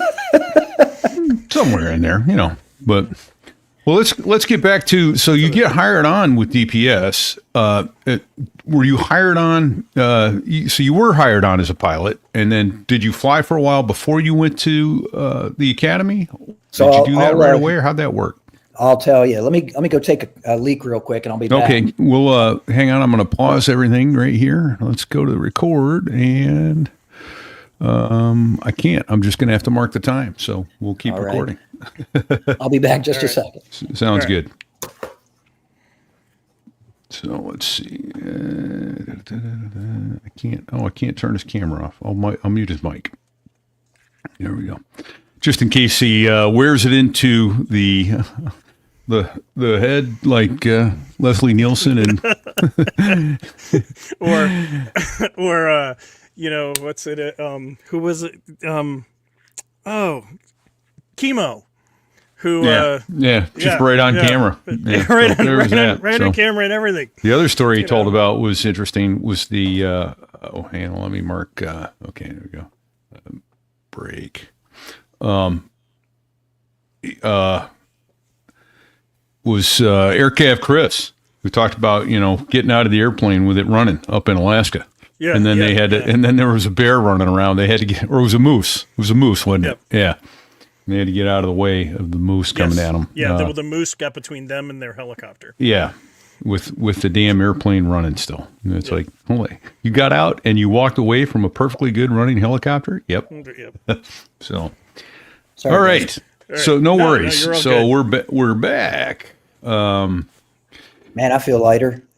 Right there you go. That's good. So let's you get hired. You were a pilot. Did you go to DPS right away, or I'm sorry, the academy right away, or did you fly for a while first, or how'd that work out? Yeah, so I'm going to tie in a little bit of that does have relevancy to life choices, and I had done some stupid shit when I was a kid. Like we all did. Well, DPS is like, yeah, you're so freaking stupid. We're just taking your application. We're going to drop it. We don't want you working for us. So I wrote a 2-page, this is during the application process. So I wrote a 2-page letter essentially summating, the stupid kid that did that shit. And then the difference between that kid and the 38-year-old with a master's degree in criminal justice and a minor in political science who had written And a little countless time in the papers, military. time in the service, great leaders that, point me in the right direction and stuff like that. So I wasn't the same person, right? Sure. Not too many of us are at the, the difference between 18 and 37 years old. Thank God. God damn. I might have evolved a little. Oh man. I think that's if I could only be as smart now as I was when I was 18. Man, I knew everything. Right? Just ask me. Oh man. Fuck, I don't even know where I was going with that. You wrote a letter. You wrote a letter, and you had actually somebody in your life who had mentored you quite a bit. Oh my goodness! So I wasn't sure. I will tie in Bob. So Bob Busey is a great. He was a great mentor and friend of mine. That you're lucky at the end of your lifespan if you can count this many good friends, right? I mean, you're lucky. You really did something right if you can count the number of people that'll fit on you. But the more you can count, the better. But really, really true friends. And Bob was that guy. And I'm going to give some dates and years and some of the lessons that he taught, and then it'll help make sense. All right, but cool. I had always wanted to box. From being whatever it is, we all had passions, right? Whether it's shooting or playing with frogs or whatever the fuck. But for me, I wanted to box. Well, we moved around a lot as a kid. I got picked on a lot as a kid because you move to Mississippi and you got a West Virginia accent, you get picked on. Then you move back up to Indiana with a Mississippi accent, you get picked on. But eventually, I wanted to learn how to box and take care of myself. And Bob, as it happened, was a boxing coach. Yeah. Oh shit. Sorry. What was my flight limit when I first hired on? I'll answer that real quick. When I hired with DPS, I was sitting at about 2,000 hours. And that's generally that is the absolute minimum requirement that you needed with DPS was 2,000 pilot in command with 100 night unaided. Don't ask me why. I have my own opinions about whether night unaided is even valuable at this stage of the game. But that means basically you don't have any night vision assisting device on your face. So night is just that. It's night, 100 night unaided. So you're using external references, whether it's light sources or you have residual light that you can fly to a checkpoint. There are no NVG requirements as far as the hours are concerned. And that's it. 2,000 pilot command, 100 night unaided, and that'll get you in the door. You still have to pass a check ride. But that letter, after they read, to go back to that, getting into the DPS, I wrote that letter and HR reached out to me. They loved everything I had written in the letter and basically said, hey, did you write this letter? And I said, yeah, I wrote it. And that was the DPS letter, the 2-page letter I wrote. But where that ties into Bob was when I did learn, he taught me how to box, all right, at 17. And during that time frame, the 17 years old, it's 1987. He taught me how to box. 1988, I go in the service. I'm in the service from 88 to 92, and he writes me all the time, like once a week, writes me all. And keep in mind his age, he was 67 in 1997. So that'll generally and I was 27 in 97. So that shows he's about 40 years of difference in age. Okay. But when he wrote me, he was basically giving me life lessons and basically doing a step in as a dad. So the stories he would tell me or the things that he would try and teach me, they were all like mentorship during that entire stage.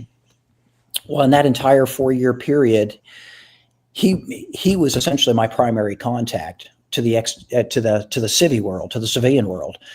And honestly, guys, when I got out of the service at the end of my service obligation, I knew I wanted to go into college, and I wasn't sure how I was going to do it because while in the Air Force, I did community college, the Air Force, but I didn't enter into a bigger, better college degree until I got out of the service, but I wasn't sure where I was going to live or how I was going to do that.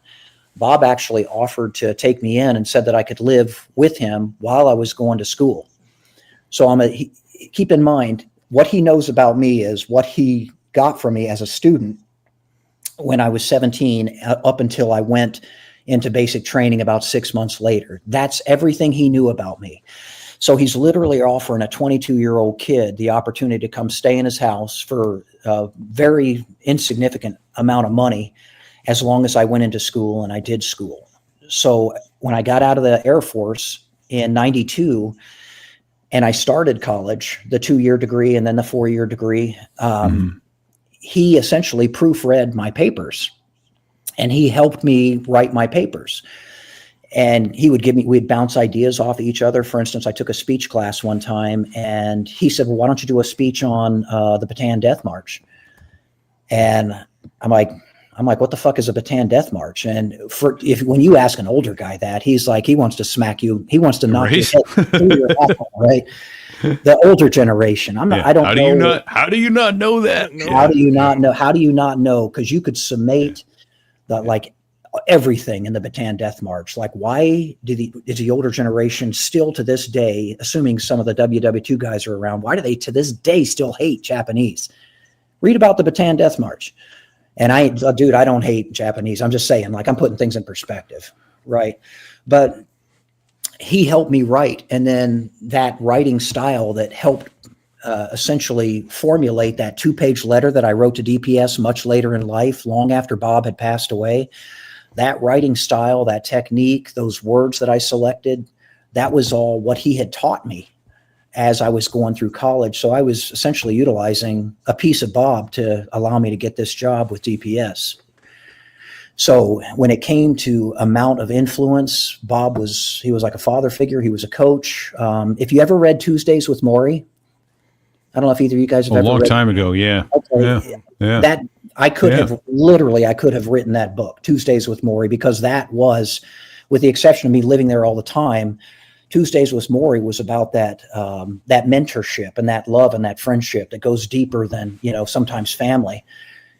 That's essentially the buddy that I had with Bob. And that's, if I could make that any more clear, how significant that guy was, absolutely beautiful person. Sure. The shit thing is, when he ended up had a major heart attack, but he did it in Wendy's. And I normally would stand on the right-hand side of him, would go in there, would get a coffee, and we'd talk about, because we would get done with our boxing session. And then we'd go in there, have a cup of coffee. I'd do my puzzle and he'd do his crossword puzzle. And normally I stand on the right side. That day I stood on the left. And when he had his heart attack and fell over, he fell to his right where I should have been standing. And ended up giving him CPR and just trying to bring him back right there. That was it. And that's when I was like, okay, my buddy's gone. And after that nervous breakdown, you're like, because keep in mind, I had, up to this point, I had just finished, when Bob passed away, I had just finished my 4-year degree. And it was kind of like a now what moment. Well, Bob literally, if you guys are familiar with any of the law schools in Ohio, he offered to pay for Capital Law School for me in Ohio. Oh, wow. Now, Capital Law School is not chump change. Oh. It is a very good school, and you will get a job when you graduate and pass the bar. And he I'm not kidding. To his, like, if his family could hear this, but then you got to be a lawyer. So there's there's that. But remember being a standards pilot? Yeah. You're an attorney every day. Yeah. Right on. Exactly. And now I'm a babysitter and an attorney, and I'm like, I'm trying to help a psych patient. I mean, don't do that. Don't do that anymore. Yeah, exactly. And here's why. Look at this regulation. Do you see this? Yeah. Right. No. So that's the significance. Thanks for bringing that up, Sticks. That is the significance of Bob Busey. That guy was a huge influence and mentor in my life. And that's always huge when you have that benefit of that type of influence in your life. So they hired you, and there was some time. I'm assuming you flew right away versus the academy. Am I correct in that? Or did you go to the academy right away? We answered that. What was the flight hour limit? So let's talk about how did they manage the pilots? Yeah, because that's where I wanted to go exactly. Yeah, but you still didn't go to the academy for how? Let me just get that one out of the way. How long was it before you went to the academy? A week. Oh, a week. Okay, and so you finish the academy, and then you get into the they put you in the pilot seat. So but yeah, let's go what you had to do, because I understand that you needed more time with them. I did. Yeah. So remember that, I don't know if you guys do recall, when I talked about that multi-ship that we had where I met the other guy in the tan flight suit in the hospital. Yep. The time I met Ken Twigg 2 years into my time with Native Air. So I started work with them in 2004. In 2006, I met Ken Twigg in the hospital at one of the trauma centers, and with the tan flight suit and everything else. And I'm like, who the heck are you? And like, what are you doing? And Ken was just a man. You ever meet that guy that's just wicked smart and wicked fast?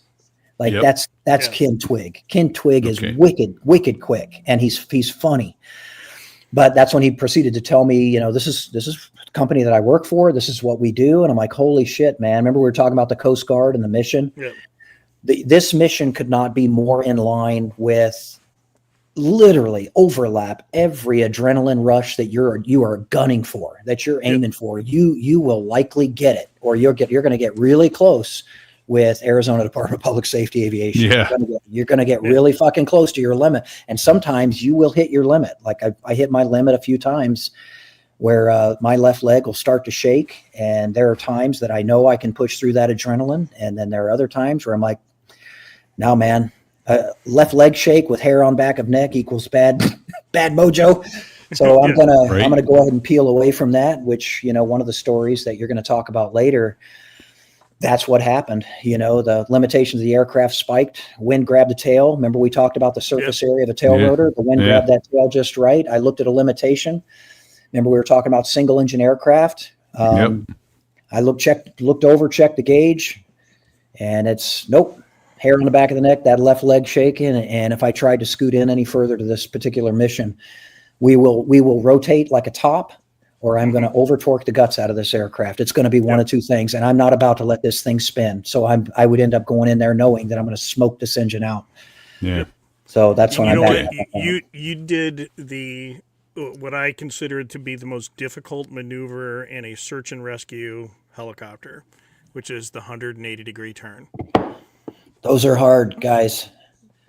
To make the decision that this is not the approach that what we're going to do, and that is because especially when you've got all of this equipment, all of this people, everybody's looking at you, and you're supposedly they're counting on you to be there. Yeah, you are. And here's the thing: add a force multiplier to that. The guy that you're going in there to extract, he hears your rotor system, and he's being told via radio that his extraction is on its way. Right. Do the math, now this, so when he hears you peel away, and you talk with some of these survivor stories, like at that point, I thought I was dead. I thought I was done. Yeah. Like, we had one of those guys was sitting in his raft off the coast of California, and the helicopter came over, looked at him, and left. They had to go. He's like, "What the hell?" They had to go get gas, and he's like, "I'll go with you. I don't mind." You don't know. It doesn't work like that, buddy. Yeah.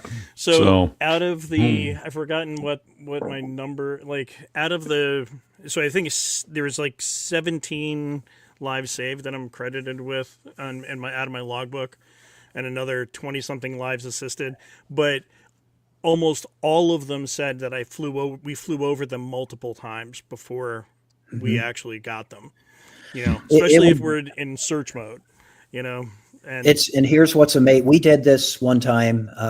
Fortunately, it only happened a couple of times, but for those who aren't familiar with the search world, there are various types of grid or circular or pattern techniques that you can use that will, based on the information that you're provided, you may be able to plug and play that information in and then use your helicopter in a way that would accomplish that mission the fastest. Or it may be like, we can get to this point, then we'll have to make a fuel turn and then come back and do this iteration again.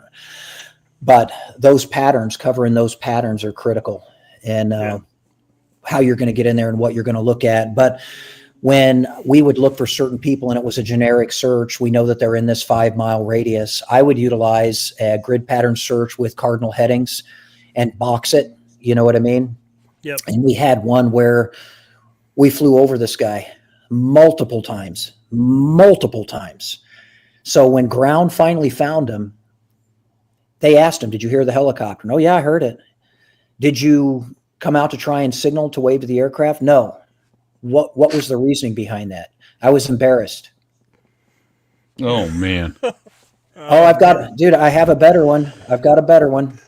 So we were up at the Wave, and for those who aren't familiar with the Wave in Arizona, it's a coveted hiking location. You literally have to submit a lottery to get into it, to hike the Wave for one day. It's beautiful.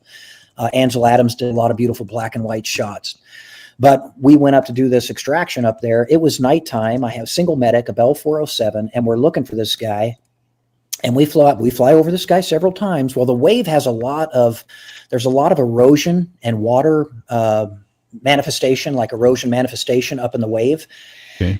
And this guy was in a crack. He wasn't perfectly level. He wasn't on our level. He was a little bit lower in one of those eroded areas. So the next day, one of our sister ship went out and they found him right away. Yeah, he was right here. We flew in, we saw the Wave, we went and picked him up. That's the Wave.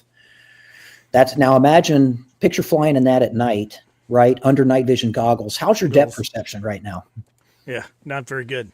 Because it literally looks like the scream from that one famous painter. Right. Yeah. I can't.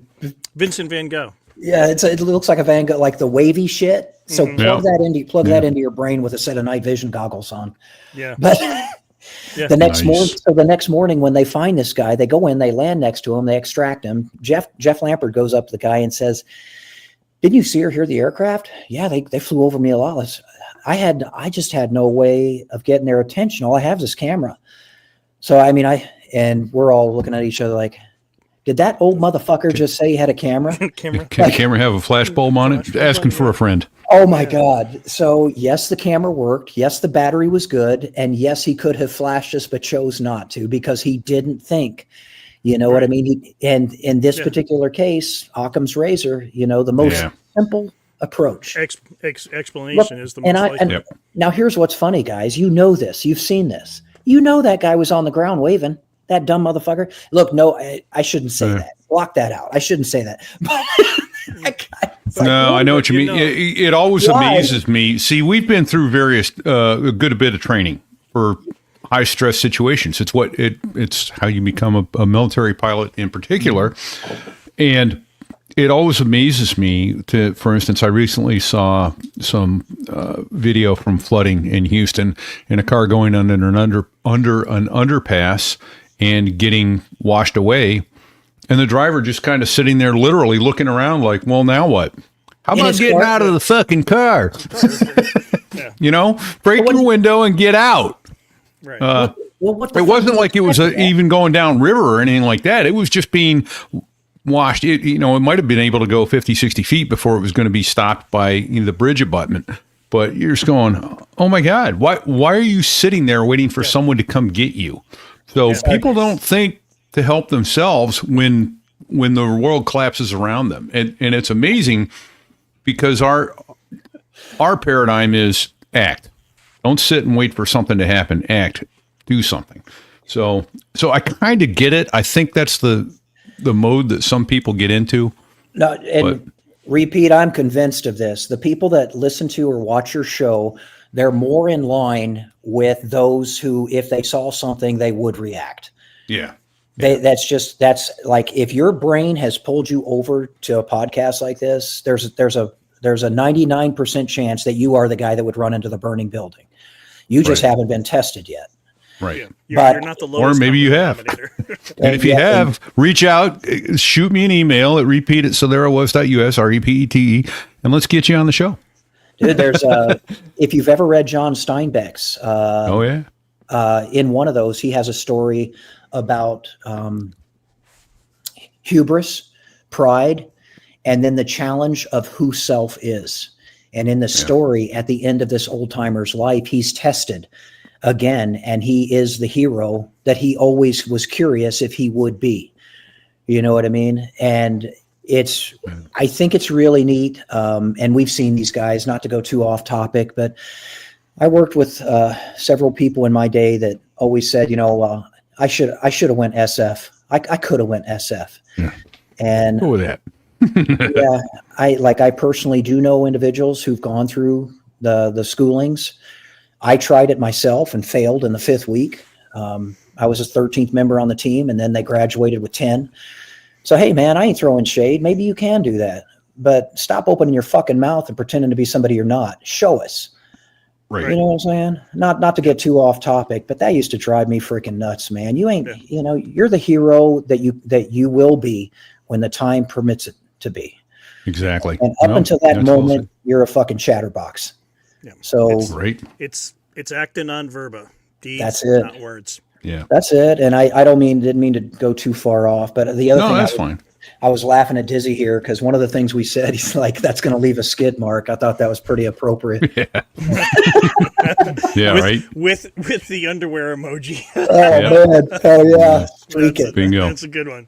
I got some funny stories about that too, man. Like shit myself, but that's we're actually kind of getting short for this week, so let's bang out a couple stories. One of my favorites that I heard on another show that you talked about was essentially what you did after you failed your check ride with DPS.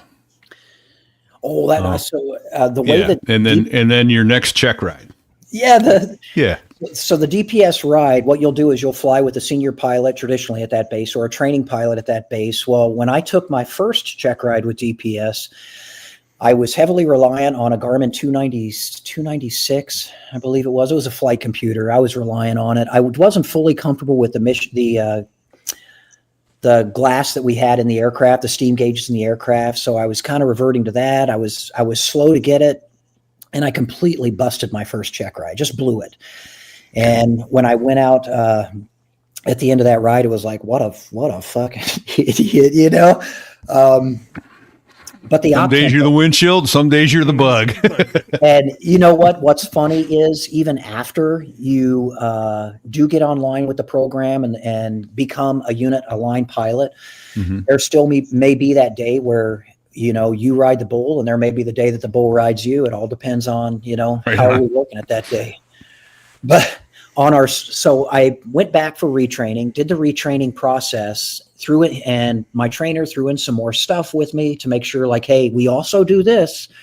Like I've lost track of downed airplanes and body recoveries and things like that you just don't know, working fires, slinging weed. You just didn't know what you were going to do. But on the second check ride that we went out, now I've got the supervisor is with me in the left seat, and he is going to accomplish my check ride. And that could mean good, or it could mean like, oh my God, I need to start looking for another job. What a concept. I had good trainers though. And that was one of the great things with DPS. They will spend the time with you, and then you'll know, guys, we know. If you're just not meant for it. And in this case, like, things worked out. And on my second check ride, on the ride itself, we actually got a call for a pursuit that dropped out. And this was going to be one of my first PC rides. I'm making the decisions. We all know the sandbag pilot, right? A check pilot's going to be the sandbag pilot. He's not going to do shit for you unless you specifically ask him to accomplish that task. And you have to be very clear on what you want him to do. In this case, though, we were within, it was less than 10 minutes from a north-south road, State Route 93 that runs north and south, that essentially connects Phoenix to Kingman. Okay. And this call drops out for a pursuit for a motorcycle. I didn't know then what I know now, like catching a motorcycle, as a cop, that should be a really, really great feeling, because they think they're going to get you. And then when you get them, it just takes all the wind out of their sails, because for them, it's a game. Because they're going to get out, they're going to, they're going to go through their license issues. They might get their bike taken away, but they're adrenaline junkies. They're going to put their Mohawk helmet back on, and they're going to go do it again in another year. Yeah. In this case, though, the guy, he was by himself on the bike. He was northbound, but he had made the mistake of coming off State Route 93, and he turned onto a single lane dirt road that paralleled 93 northbound. Okay. Well, two DPS officers, we're now called troopers, but two DPS officers at the time basically created a wedge at the entry point of where he went into that single lane dirt road. And they parked there and waited. I didn't know they were there though, which was kind of neat. I knew that they were close, but I came in, we find the bike right away because of the dust Sure. trail. Okay. Sure. Right. Yeah. By the way, this is a daytime find. Yeah. So I don't have a camera operator. I don't need a camera operator, not for this. And but there are trees, not open desert, obviously, right? In this area, this is, it's right at the cusp of high desert. So it's at about 3,500 feet elevation. So if you go up another 500 feet, you're going to start encountering smaller trees. Okay. Where we were at, it was generally clear, like general low desert kind of desert fuel, desert environment. Okay. So you did have an undulating road system, single lane road system. It had not rained for an extended period of time. So the road system was dirt and dry and dust. So you could easily see that dust peel off behind it. And there were no trees, high trees or bushes that prohibited the visual that you had looking at so that made it even easier than as you were flying to the target. So you picked this guy up several miles out. Okay. If that paints the right picture. Yep. And that's exciting. You know, for a cop pilot, that's always exciting, right? It's like, because we did this one time and this fucker was on a quad and it was almost the same scenario, but he would not yield. And Kingman PD was way behind him. They had called us for the assist. So I'm like, okay, I could play that game. So I made a low pass so he could see that it was a police aircraft, and he didn't comply, right? Get off your bike, get prone. He didn't comply.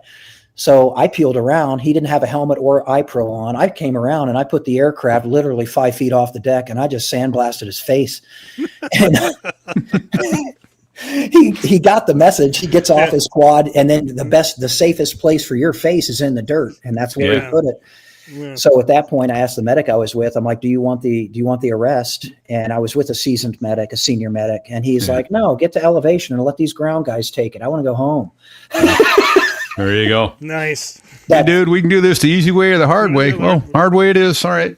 So, and I didn't mean to get too off topic there, but, so you've got this bike. And on this particular case, he was going northbound, dust signature. I made that pass with this guy that I would later use repeatedly in pursuits. So I made the pass with this guy, and he got the message, but he turned around thinking, I need to be on hardball. I've got a helicopter on my ass now. I need speed. So he wanted that hardball. Well, what he didn't know was PD had already squeezed off his exit. So we took the north side, and this single lane dirt road, when he turned around and did the 180, he's basically heading right back into two dudes that have their vehicles wedged on a single lane dirt road. So they're out of their vehicles with long guns pointed at them. Oh. And dude, what was really neat, keep in mind, I didn't know they were there until like I'm southbound with them, and I would always fly my pursuits lower. The stress, like, I don't care. This sounds terrible, guys. I don't care if you wreck. I don't care. Wreck. Yeah. I didn't wake up this morning saying that this was my challenge, but when we were doing that and I was relatively low, there were two knoll hills that were right between me and that wedge that I couldn't see. So when I popped up over the wedge, over the two hills, and I saw two PD there, and they're both drawn out with the long guns out, like giving these, and keep in mind, I'm a new cop / pilot with DPS. So this is my first introduction to fuck yes, we have ground power. Yeah. So that relationship later, it will seal the deal as a good crew member. If you want to be a good crew member and get in this job, buddy, you treat those guys with the utmost respect, and keep in mind, those are your customers. Right. The guy that was on the bike, the guy on the bike for me is a means to an end.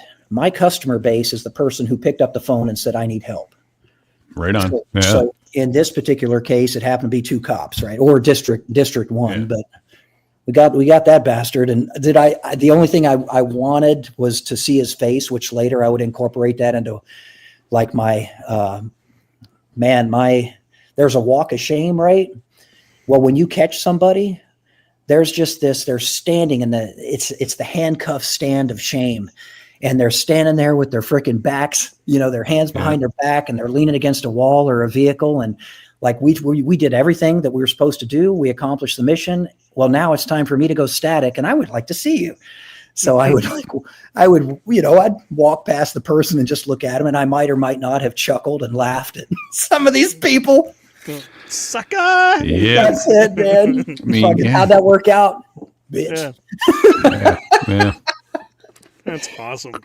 I would have envisioned you coming over the top and then doing like a return to target and then coming into a quick stop and then just giving them the bird. Oh, man. Oh, I know you said you're coming close to an end. I have stories that literally are that. We're going to hit those next week. Absolutely. But so let's do this. Let's end let's end on the So There I Was that you opened on. But before we do, so two more things. Ending on the So There I Was, circle back. And what is either the funniest or the most memorable rescue or arrest in which you participated? Something's got to pop to your mind right away. Probably 5 things, but what was the first one that comes to your mind? Is the most memorable or the most the closest you came to checking out yourself? Oh, shit. Funniest? Yeah. No, it did not involve a rescue. Okay. We were trying to land to extract. Okay.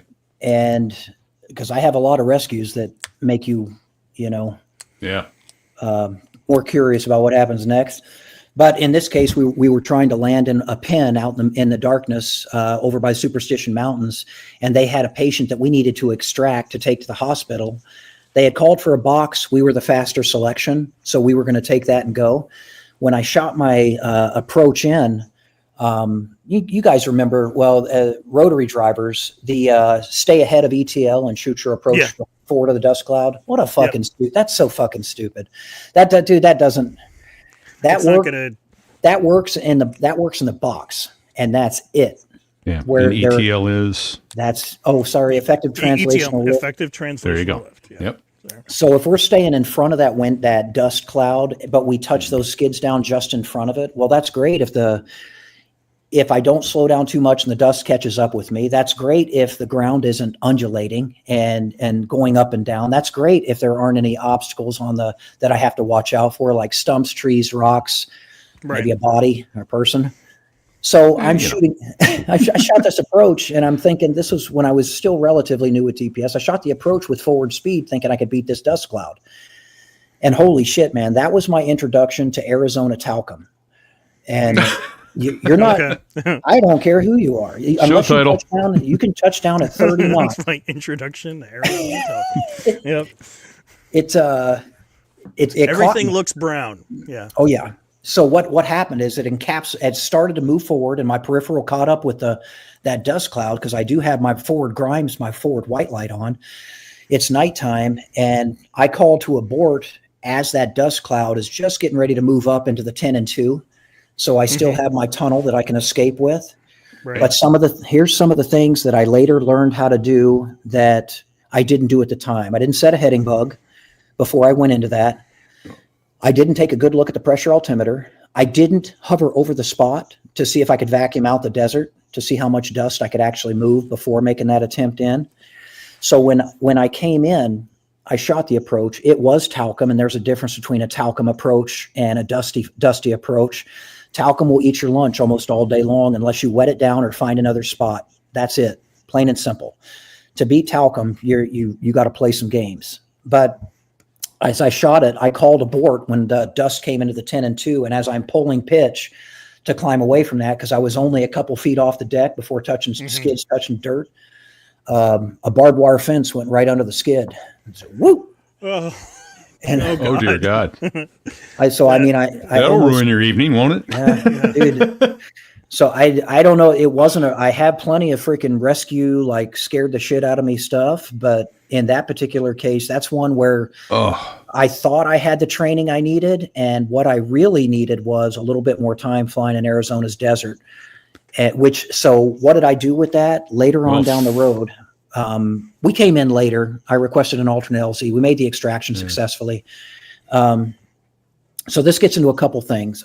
Your pilot and command decisions and your choices that you're going to make, it's okay to bounce those off the crew, guys. So if you're new to this game, ask your crew. It's okay. You're not going to be seen as a weak person. You're going to be seen as part and parcel to the crew. part of the team, yeah. Oh, keep in thank mind- God that dust was coming up when it did, and you said, "Well, I'm done. We'll do it." Oh, I can't imagine the shot of piss that went through your heart when that fence went underneath you. And that was when it did, was when I saw the barbed wire, the white light and the barbed wire. And I'm like, holy fuck.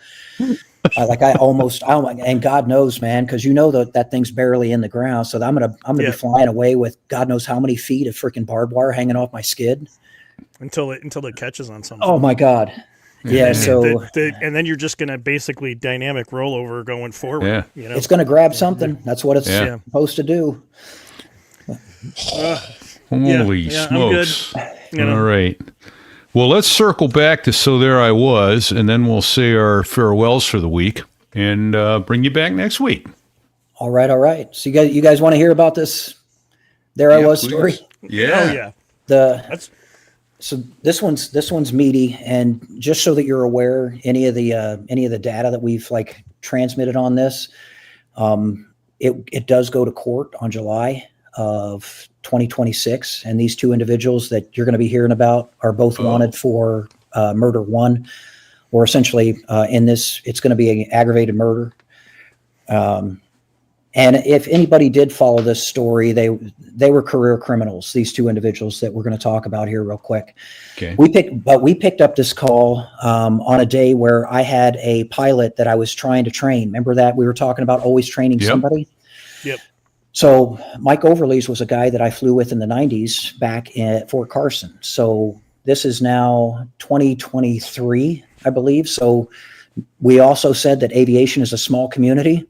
Yep. So I'm now sitting in a cockpit with a pilot that I flew with back in the late 90s, which I thought was pretty cool. So he's in the right seat, and that's where the pilot in command sits in a helicopter. And then I have a very experienced combat medic in the back, former SF. And then there's myself on the front left as probably one of the worst camera operators on the planet. But I do know how to fly the aircraft, so we're going to go with that's why they put me in there to talk to this guy. So that's the crew that we had. The aircraft that we had was the 429, that twin engine with a really good camera system. That's the aircraft that we were in. It was 911. Okay. The call came out for a stolen that was northbound on 87, State Route 87. And when we first picked it up, it was near a place called Mount Ord, and it was northbound. And they were wanted for some other illegal activity. I don't know if at that time, we don't have strong armed robbery here, but we do have robbery. And I can't recall if they were wanted for like robbery or theft of the vehicle itself. But this vehicle was stolen that they were in, and they were northbound on this system. It was really easy to pick up the call, though. Like, when you're thinking about how did you get a visual to the target, this was a daytime call. Winds were generally out of the south, didn't exceed 15 knots with clear skies. It was a normal Arizona day, and the temperatures were in the 90s. It was a nice day. That's going to be important later because after 50 plus minutes of chasing this guy and watching him try and take himself out, try and take other people out on the road system with his car, he literally drove towards certain construction areas and he was aiming towards people. This guy was he wasn't doing it to take himself out. He was doing it essentially like the same reason a sniper would shoot a good guy in the box. You're going to take more assets to try and recover the shots, person, right?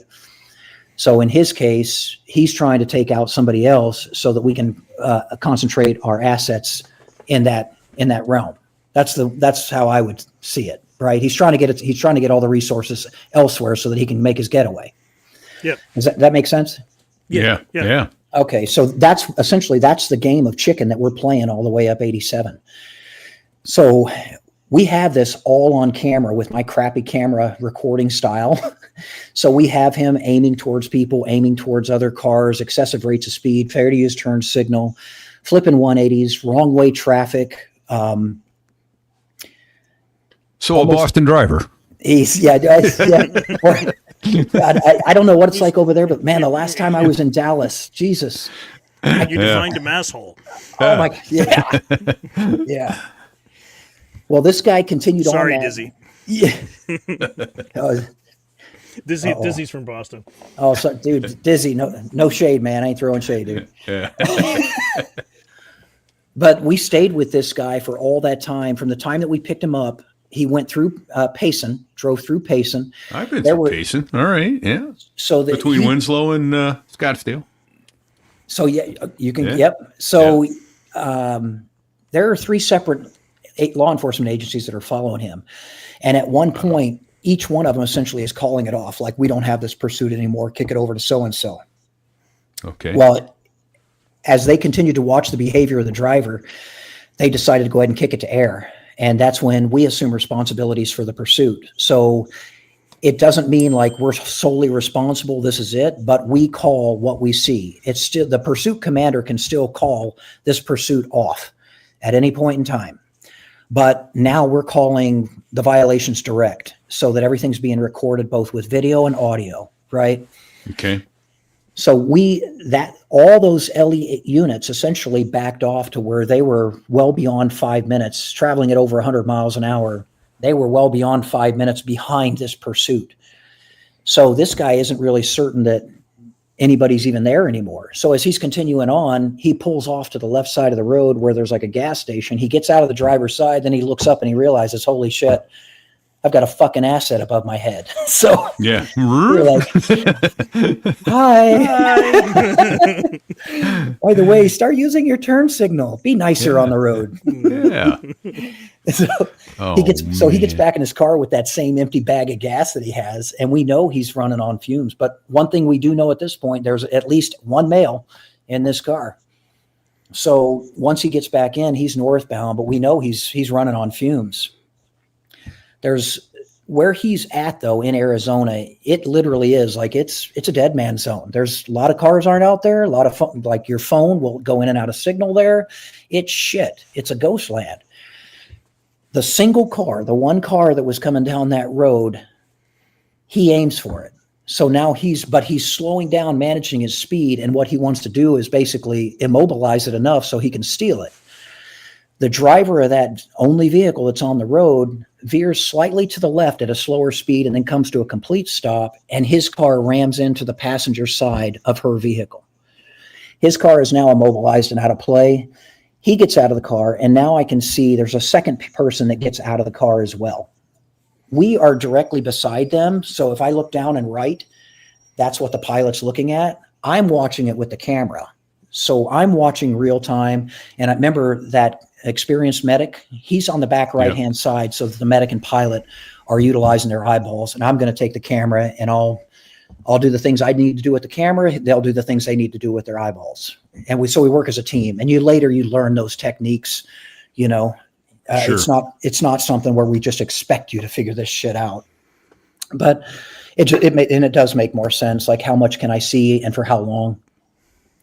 Well, when we see them get out, Mike Overlees ends up, because at the time we were northbound, Overlees ends up turning the aircraft, slows it down even more, and turns the aircraft to the right and comes to a hover. And he's about a 300 plus foot hover now, but he's pointed into the wind, and I'm now filming this entire process. A total of 2 people get out of the car though, driver and passenger side, and they go over to the driver's side of this person's vehicle. We don't know how many people are in that car. We don't know their sex. We don't know their age. We don't know anything about them. So it could be a full family. And it is an SUV that was hit. So as far as we know, there's 6 people in that car. So after Overlees parks it, we can see what they're doing down on the road system. They're trying to break that glass. They want that car, and they're going to do anything and everything to get that car. I see him go back to the car, and he reaches in the car and gets something. At that point, like, I'm wondering, he's now armed. That's what I'm thinking. Oh, yeah. Right. Yeah.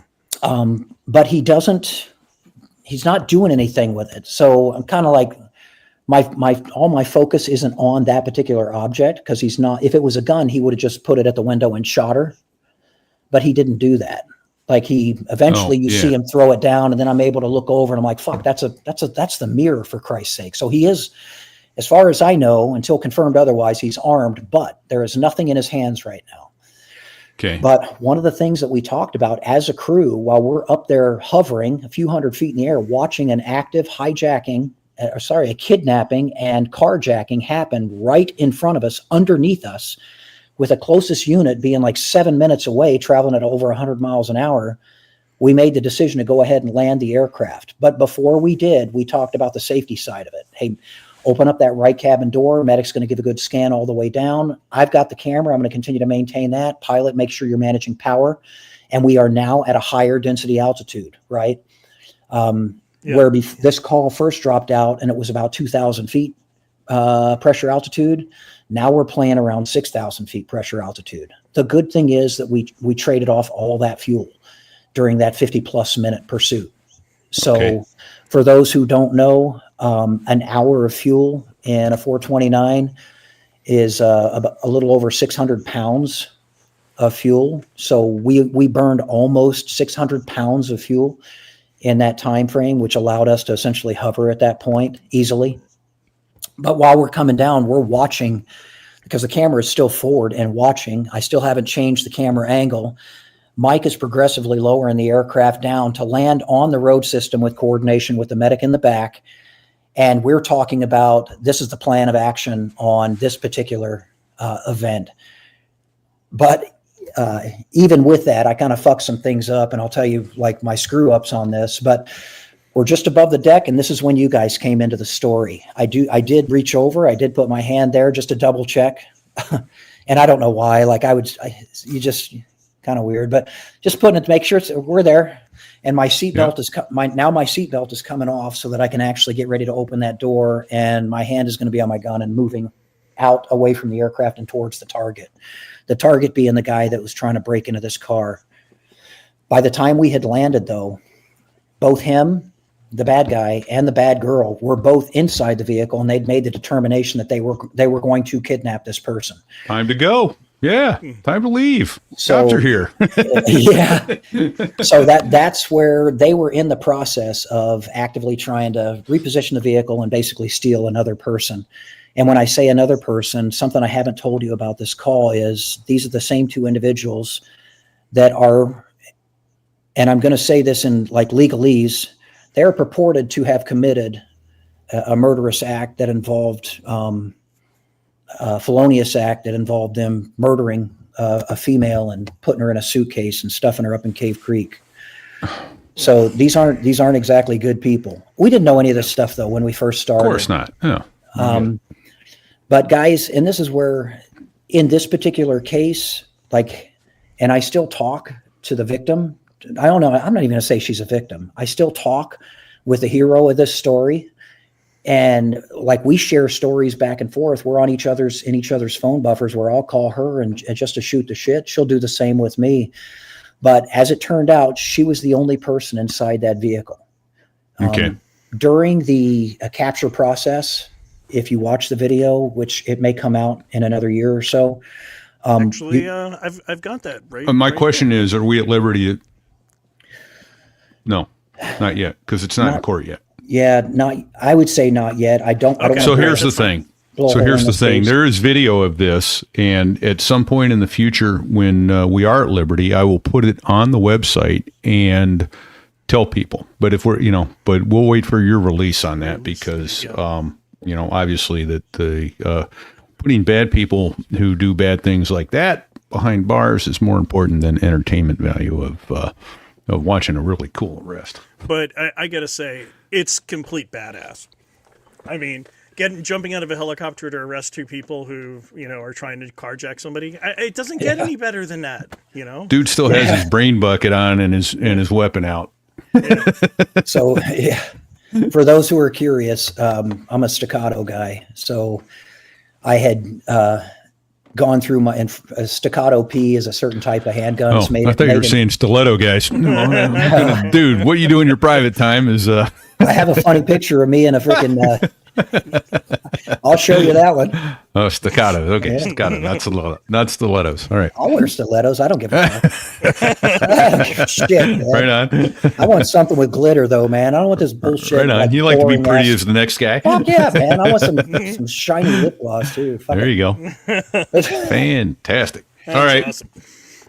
But that's Great. the gun that I used was a staccato P. So if you look at it and you're like, that's not a department issued. No, you're absolutely right. That was a personal purchase duty carry, which you were allowed to do at this department. So Nice. for any of those gun nerds out there, and if you are a gun nerd, you know that trigger is pretty freaking light, and that's all the same trigger pull. So the second round goes where the first round went if you do everything right. Boom. So There you go. that's kind of where we're at with that one. There we Oh, go. shit. Well, very cool. is Well, awesome. that was fantastic. Thank you for sharing that with us. We're going to have Double D back with us next week, I promise. And but in the meantime, we've got to get just a couple thank yous out of the way. And first and foremost, I want to thank all active duty. I'm going to try talking again with real words this time. I'd like to thank all people on active duty, all veterans, and most especially their families who sacrifice so much that allows them to do the work they do. And we haven't said it often enough. I think we have once or twice here, but all of the first responders, the Leos and the firefighters who hang their ass out there every day to make our lives a little better. Even those of us who try to do self-inflicted stupidity wounds, they don't seem to care. They come out and help us out anyway. So we are deeply grateful to all of you who have stepped up and signed that blank check to They're all to help lifeguards at others. the shallow end of the gene pool. Yeah, right on. Exactly. So And I also need to say thanks to Backbeat Media with Dave Hamilton, who without his help we would not be here putting this show on. So very big thanks to Dave at Backbeat Media. indeed. Backbeatmedia.com handles our advertising. Hey, thanks also to all of our donors, especially this week, Jeff Carr. Thank you, sir. 5 big Benjamins. That was huge. We're deeply humbled by that. And all of you who give to SoThereIWas.us/Patreon or SoThereIWas.us/donate. We are not sure why, but we are humbled that you do give us so much of your hard-earned money so that we can make this show happen and bring these cool stories to you. And let's not forget the merch store. Yeah, baby. Yeah. So yeah, we all got to have our merch. And the cool thing there is, for all we know, that Fig could be laying out in his bikini right now, but Exactly. not all of us can do with that. So, and you can find that at sothereiwas.us/merch. Yeah. So we got hats, koozies, mugs, bikinis, and that's Name all it. there waiting for you. Bikini season in the Hoodies. southern hemisphere. It is. Hoodie. We've yes. got a really cool hoodie. I love that hoodie. So So the Yeah. hoodie is pretty good. So yeah, it's And, badass. You might say. there you go. Yeah. Hey, could you give us a rating and tell other people? Share the show. Tell other people about this show. That's how we grow. We've kind of plateaued here, and it's been a while, and I'm getting kind of, I don't know, frustrated. We're deeply grateful for everybody that donates and helps and all that. If you can't donate, that's fine. What you can do is tell 2 friends about the show, then hold them at gunpoint and make them listen. And no, I guess once you start taking hostages, it's not fun anymore. So please share the show with friends. Go to SoThereIWas.us/rate and follow the links to give us a 5-star rating, or Fig will hunt you down There you and make you look at him in a bikini. All right. Yeah, that could be scary. That's incentive to share the show, folks. It's incentive. You're Do not it the wrong. easy way or the hard You're way not here. wrong. Yeah, exactly. All right, and let's not forget Badass at BDS Aviation Photography, who is a artiste, if you will. Yes, indeed. Man, he does some fantastic photos, and we just are so blessed to have that as a resource to us. And last but not least, we got to say thanks to Bago, who runs our Facebook group and is also our backup producer in the background and all that fun stuff. Absolutely. And you, Sticks, you often do production. You've been doing production while co-hosting here. So, man, thank you. Appreciate that. That's absolutely A huge. little bit of this, a little bit of that. Yeah, That's my thing. Yeah. That's why I'm a helicopter pilot. Then there's just two more thank yous that I need to get out right now. Not uno, but dos. To the Dos Gringos, who let us use their music. 4 albums, not a bad song in a bunch. A couple of great human beings. 2 F-16 pilots who make even the Air Force sound good. It's hard to say, but it's true. So, Makes me thank a little you, gents. nauseated when I say that. Well, and there's that. So, Air Force. So, anyway, folks, until next week, stay safe and don't sit on the collective. Yeah, don't do it. Well, there I was, crossing the pond, and you could see that I wasn't exactly fond of all the shit I was wearing on that day. Now an F-16 is cramped enough, but it's even worse with all that stuff supposed to save your life. But we knew there was no way. 'Cause when you're going down the North Atlantic, man, it's over. Oh, what? He said it's over. Mistakes were made. And we are out. Okay, guys, out on YouTube, I'm going to end the stream to stop the recording, and we are going to be back. So if you want to sit tight for about 3 or 4 minutes, the stream will come back on all our live streams. So it just is going to be a minute or two to upload this recording separately, and then for this audio show that's coming out tomorrow. So sit tight. We'll be right back.